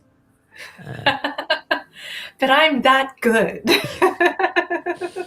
And Brecca, the tailor, lets out a little laugh, like he lets out a little chuckle. See? He doesn't even know what you've said. And she, the evening kind of passes a little bit like this, and Clem comes to let you know that he has arranged, like, a group of people have kind of said that they would be happy to help. So from this side of the city, brothers and sisters of the church have gone out, they've fanned out, and they are telling people to look for a young satyr girl. She was in the Emberlight Guild. Has anybody seen her? So they are doing their part to see what they can kind of do. So it's not so much a search party as it is they are just spreading the word that there is a young girl missing, and it's a young satyr girl, Emberlight Guild, and to let the guild or one of the members of the church know if anybody has seen her. Is there anything you wish? Is there anything else you'd like to do in this particular scene with Rin? Yeah. Yeah. I want to ask, like, after she's allowed me to vent all the things that I haven't been able to offload anywhere, I ask her what happened here before. What was all of the yelling about? If it's not too much to ask, but maybe there is something, I don't know, maybe I can help. Oh, with the Fuller, with Malik. Well, and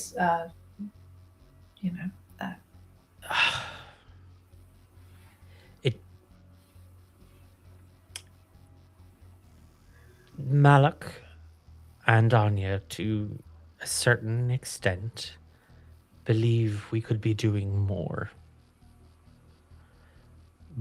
to grow the church and reach others. I don't necessarily disagree with the young man. I don't. But it's in his methods that I find myself at odds. I believe, as I've always believed, that people come to us when they need us. We shouldn't look to insert ourselves into the daily life of people. And you see her kind of look around the office, taking things and places that aren't ours and weren't given to us. I feel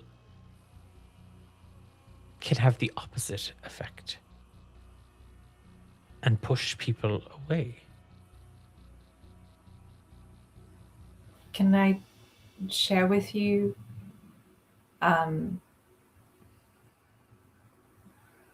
there were some and I am mindful of the door, but some members appeared at the guild, and the manner in which they spoke to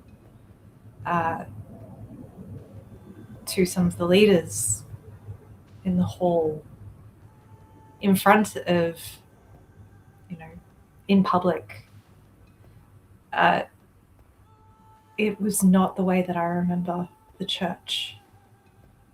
And it was, to my mind, not to criticize your methods or anything, but it felt out of character from what I knew of you and what I knew how at least our outpost had been. It felt demanding and hostile, and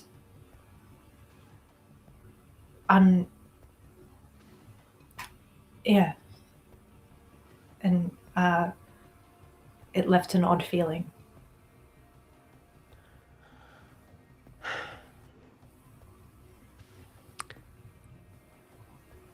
There's a reason, Inez, that I often say you and I are cut from the same cloth.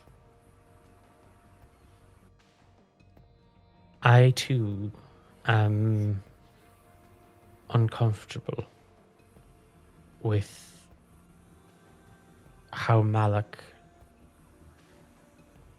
is moving and the direction in which this. And you see her. Give me an insight check. Actually, I think this is fair. 18.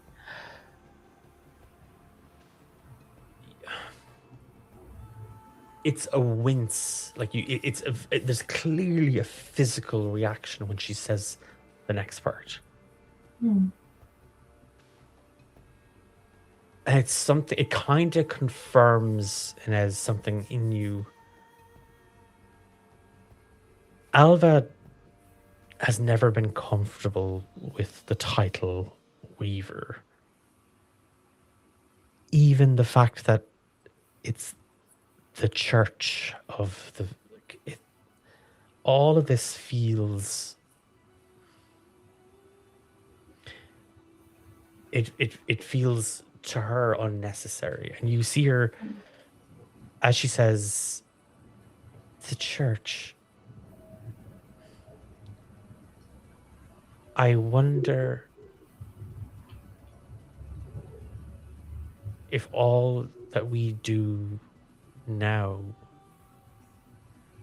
is for the good of our communities.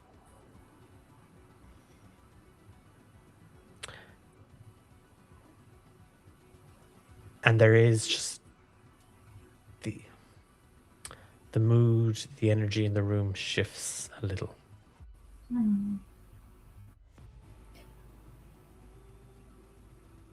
Yeah. Inez nods and says, are either of them, or do you know who they're planning to leave in leadership?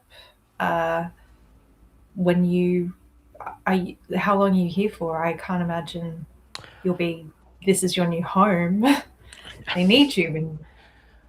And I'm returning to Shur tomorrow. okay. Brecca returns to Castell. Well, an hour ago, but I guess tomorrow now we'll have to do. And he's asleep in the chair. Though it's been good, and she puts a hand on his hand, like, it's been good to see my friend. I believe that Sister Yira is being left to oversee the church here, the temple and the kitchen and the infirmary. Okay. And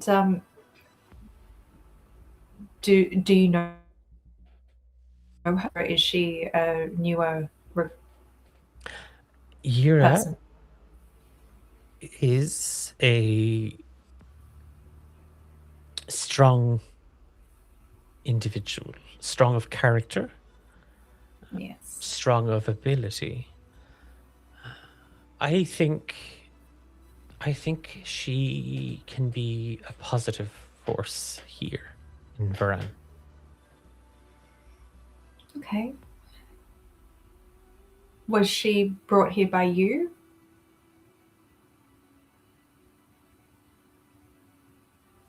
And she just shakes her head.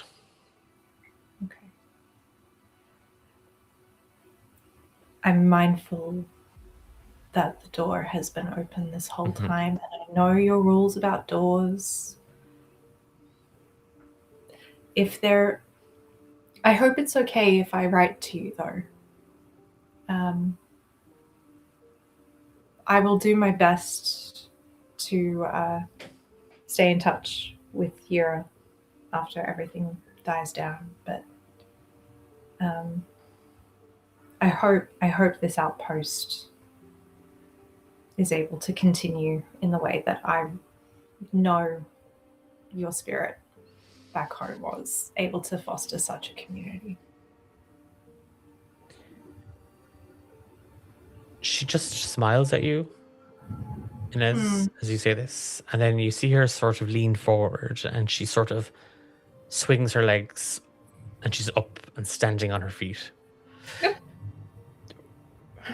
As much as I would love nothing more to spend the late evening hours catching up with you, I feel they've caught up with my friend, and she points to Brecca. Yes. I look forward to your letters, Inez, and learning more of your journey with the guild. Please also, tell my father that I'm all right. I will write myself, but if you see him first, just... And she nods and smiles. Of course, I will make it a point of calling to him when I arrive, ensure that I've seen you with my own 2 eyes, and you are alive and well and doing the things you had set out to do. The alive part feels important. Thank you. Yeah. Brecca owes him a gold as well. Ye of little faith. Betrayal. At this point, another member of the church, a middle-aged human woman, kind of comes in, and she kind of starts cleaning and kind of tidying and helping with Brecca, and you're kind of getting the polite Heave-ho. yeah. But she does. Right, she very much embraces you once again, and it's just as strong as that first hug as well. It's not, it's not that sort of, we hugged already once, I just give you a quick one. No, it's it's like a hug from a parent almost, a parent you haven't seen in a long while. It's such a strong yeah. And she'll just savor it. It's getting locked in for memories of when she feels low and on the road, that just kind of absorbs all of it, takes in the smell of the blue weed, and goes, thank you so much. It was so good to see you. I'm glad I ran back here. But I will I will do my best to make you all proud. As you head out the door, you just, because again it's open, you just hear, and it's not said loud for you to, it's just said outwards. Like it said, you don't know if it's said for you or she was saying to somebody in the room, and you just hear, "That's silly girl. She's already made us proud." And it's loud enough for you to catch it, Inez. Keep walking. Don't cry. Just like pinching at the wrist, being like, yep, it's fine. Awesome. And if it's all right, walking back into the hall, I imagine it's a bit quieter. Beds might be getting set up on the floors. Dinners are being had. Very politely declining offers for free food. I've got something waiting for me back home, and here's actually, I've been holding it this entire time. Here's actually a picture or kind of like a sketch of Squish. If you have an artist that can make copies. A couple of people are actually already they're looking to take it, and they are starting to make like as they're having their food, they are copying it together. Yeah. Oh well, I guess I've now actually fulfilled the reason that I came. So good to see you, Clem, and Jimmy, come on. I will come back. We will have tea, and I'm so glad that you made it here. I'm just I'll be seeing you around town, I guess. Yeah, he has a mouthful of like stew, and he goes to kind of say something, and then he's like trying to take your hand, and it's the it's the like sort of the, me you again Got it. Yeah. And we'll look around for the Fuller, just while I'm making a bit of a parade on the way out. For Malik or the spinner? I'll clock the spinner and kind of just assess whether or not they're even still loitering or waiting for me. Because she might have moved off. Nope, she is set by the altar. Well, but right, there's no sign of the Fuller. Like he definitely stormed out of the building. Okay. Well, it would be rude not to. She did specifically ask. Just 1 second. Yep. I'll be right there. And walks over to the altar and just kind of starts to fiddle about with some of the items on it. Just in that way that Inez feels very comfortable doing, but might be off-putting to anyone else. She doesn't turn to face you. She doesn't turn to acknowledge you. You asked to see me?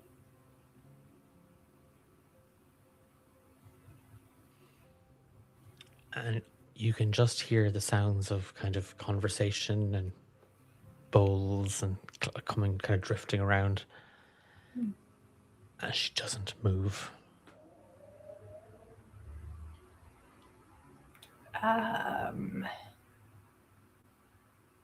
I move to stand in her eye line and maybe on top of a box to match her head height.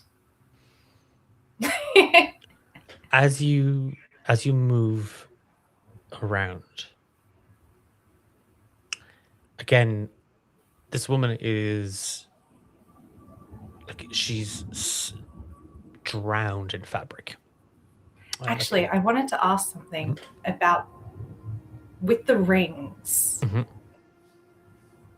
Do any of them look like the same quality or make as what was in the bric-a-brac store that I was told to stand guard from? Okay, from Marianne Velvet Rocher's. Yeah. Give me a perception check just to see kind of like.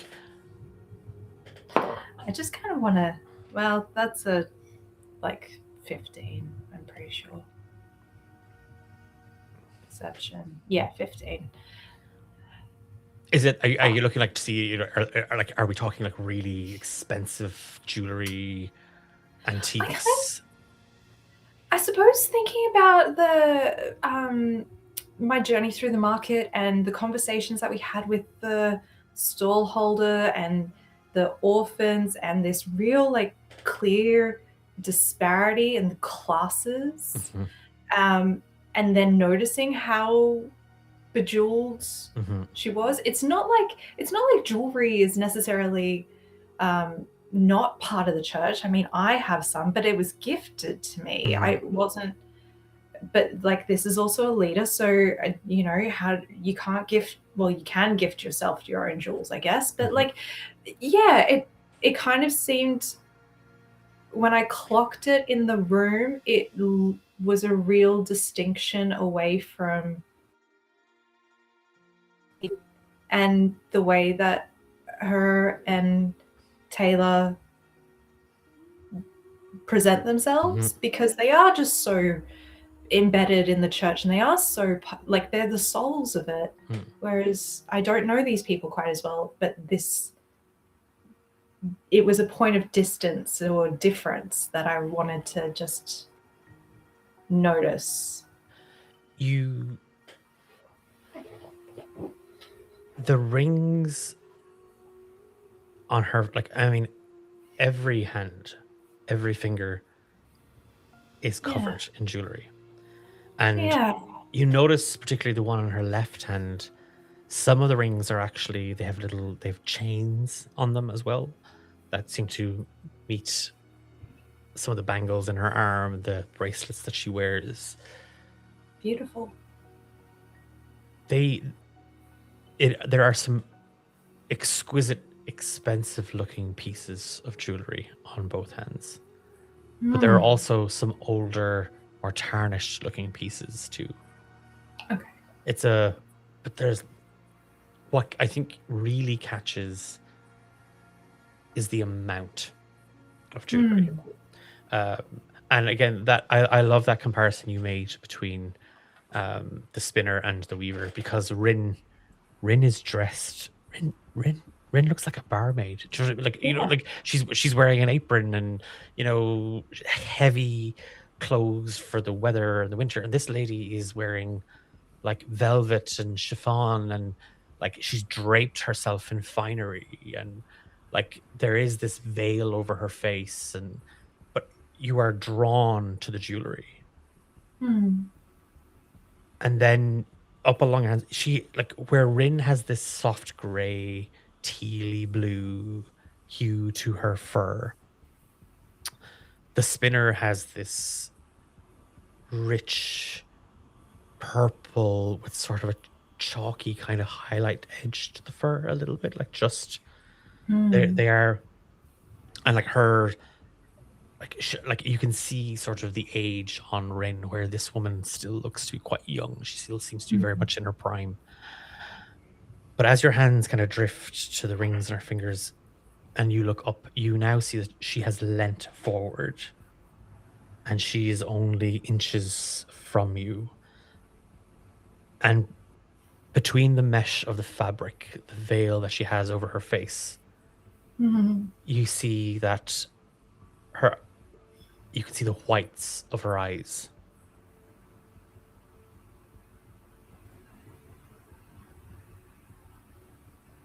The lady in the veil. You have seen her once. You have seen her twice. When she shows herself to you for the third time, it will be the final time. You will descend into the dark.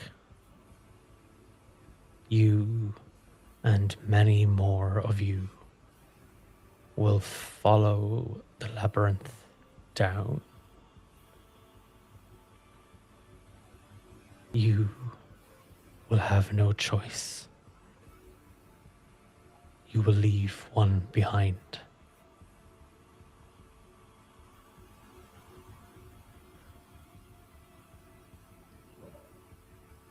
And she kind of snaps back, kind of shaking her head a little. Horror is just on my face as she comes back to reality.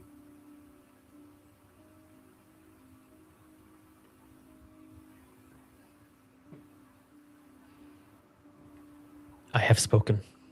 I have seen. and I have told you the truth. Is it a premonition or a promise?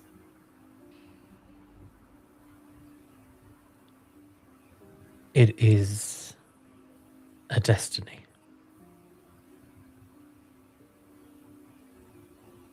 And she picks up the folds of fabric of her dress. She moves away from the altar, out through the doors.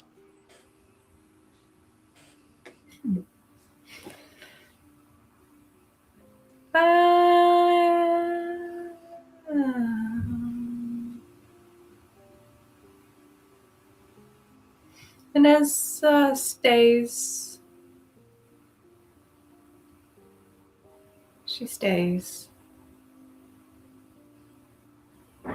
And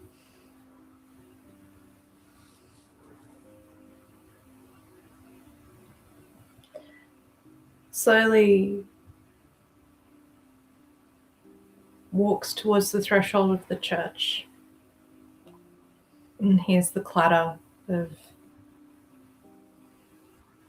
building that's still going on and the food that's being scraped from the bottom of the serving dishes and the mild chatter and the fatigue of her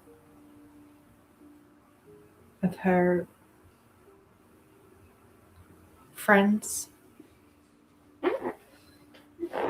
And she makes her way slowly towards the carriage that waits for her just near on the other side of the market. And heads back in towards the guild where dinner will be waiting, and anxiety looms for these kids, and Bryn still without answers or hope or direction.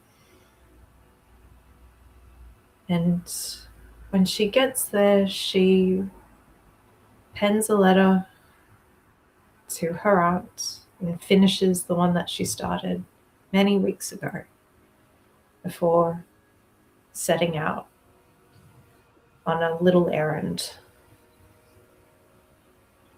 And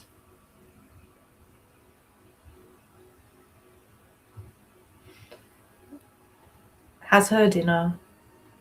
On her way to her room, we'll just walk past the little kind of sanctum with all of the candles lit for all of the Lost Guild members, and lights a small little candle, tea light candle, and leaves it as an offering and a prayer, as much as an acknowledgement.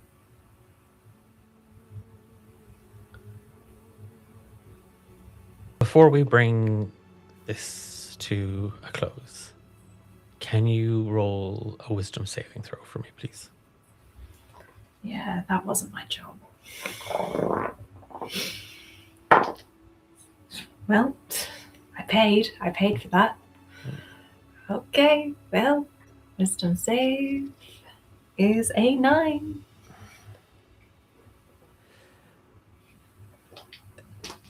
As the glow of the candle kind of begins to blur, as sleep begins to take hold, and as your mind drifts to memories. Memories of playing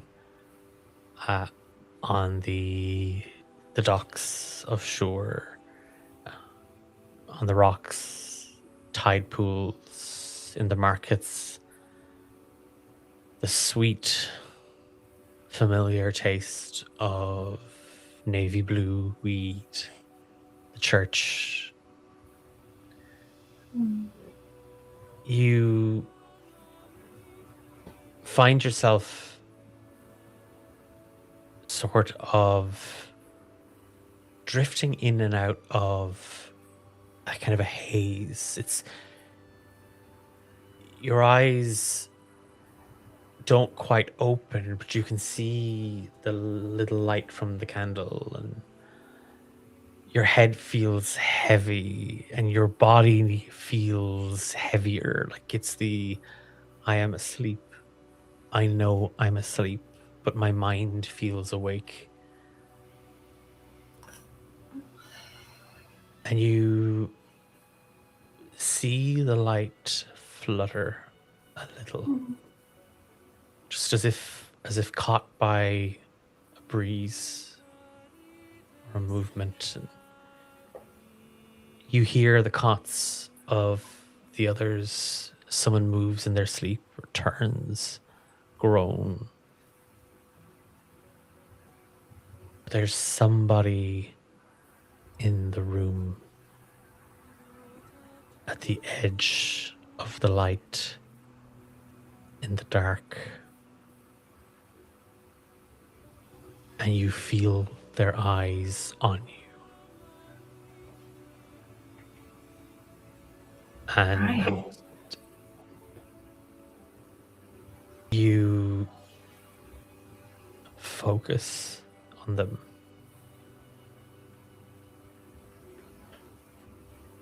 And the room begins to widen and open,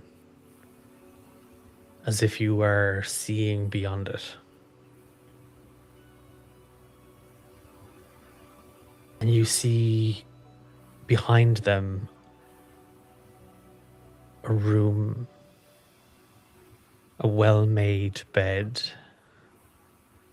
a table with 2 plates, 2 sets of cutlery, some food on the plates that have been eaten.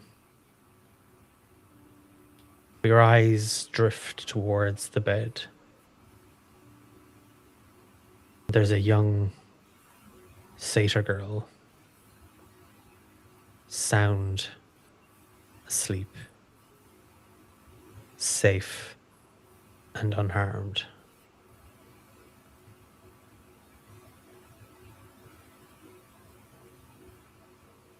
And there's something on the wall behind her. And as you go to look, the light burns bright, as it is morning, and the vision vanishes.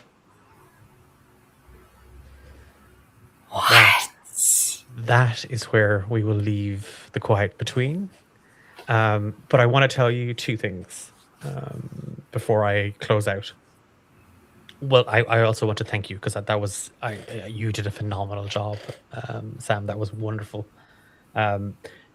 Your point of fraying that you took from exposure to the lasting dark at the vanishing is gone. The work you did with the church, the work you did with Rin, that's enough to alleviate that weight. So that I will remove that point. The other thing I wish to tell you is you have leveled up. Yes! So please please level up at some point ahead of our next game and session. Oh my goodness, it feels so good not to be level 1. Rub it in all everybody else's face. Oh, thank you. I don't think I'll be doing anything else for the rest of this quiet between. I think it's just going to be us, because this was an hour and a half. So not at all. Are you kidding me? Not at all. That was marvelous. So I think what I'll do is I'll have to introduce it, because I just jumped straight into it. But I want to say a big thank you to Sam for this. I am such a fan of one-on-one sessions. I think they lead to some incredible character moments and development and more color in the world. So thank you so much to Sam for putting in all that work with the church and helping me fill it out. I think you jumped into it feet first in the way Inez jumps into everything feet first. So I really, really appreciate that. Thank you to everybody who watched along and joined us in chat. And we are back on Monday for at this point, actually, because this is going out the Wednesday. We know what's happened at the Vanishings. We've got the finale for the Vanishings quest is on Mondays tomorrow. Oh goodness. Yeah. Yes, so this Otherwise is I a just lot gave for so Inez. much away. Yeah. Nah, this is happening after. So that happens and then the thing happens. So this is good. This is all good. This is all good. Okay. We are going to bounce out because it is getting late for Sam and it's getting into the day here for me. And I have so much chores to do because it's Sunday. We will see you very, very, very soon. And thanks for watching. Thanks. Bye.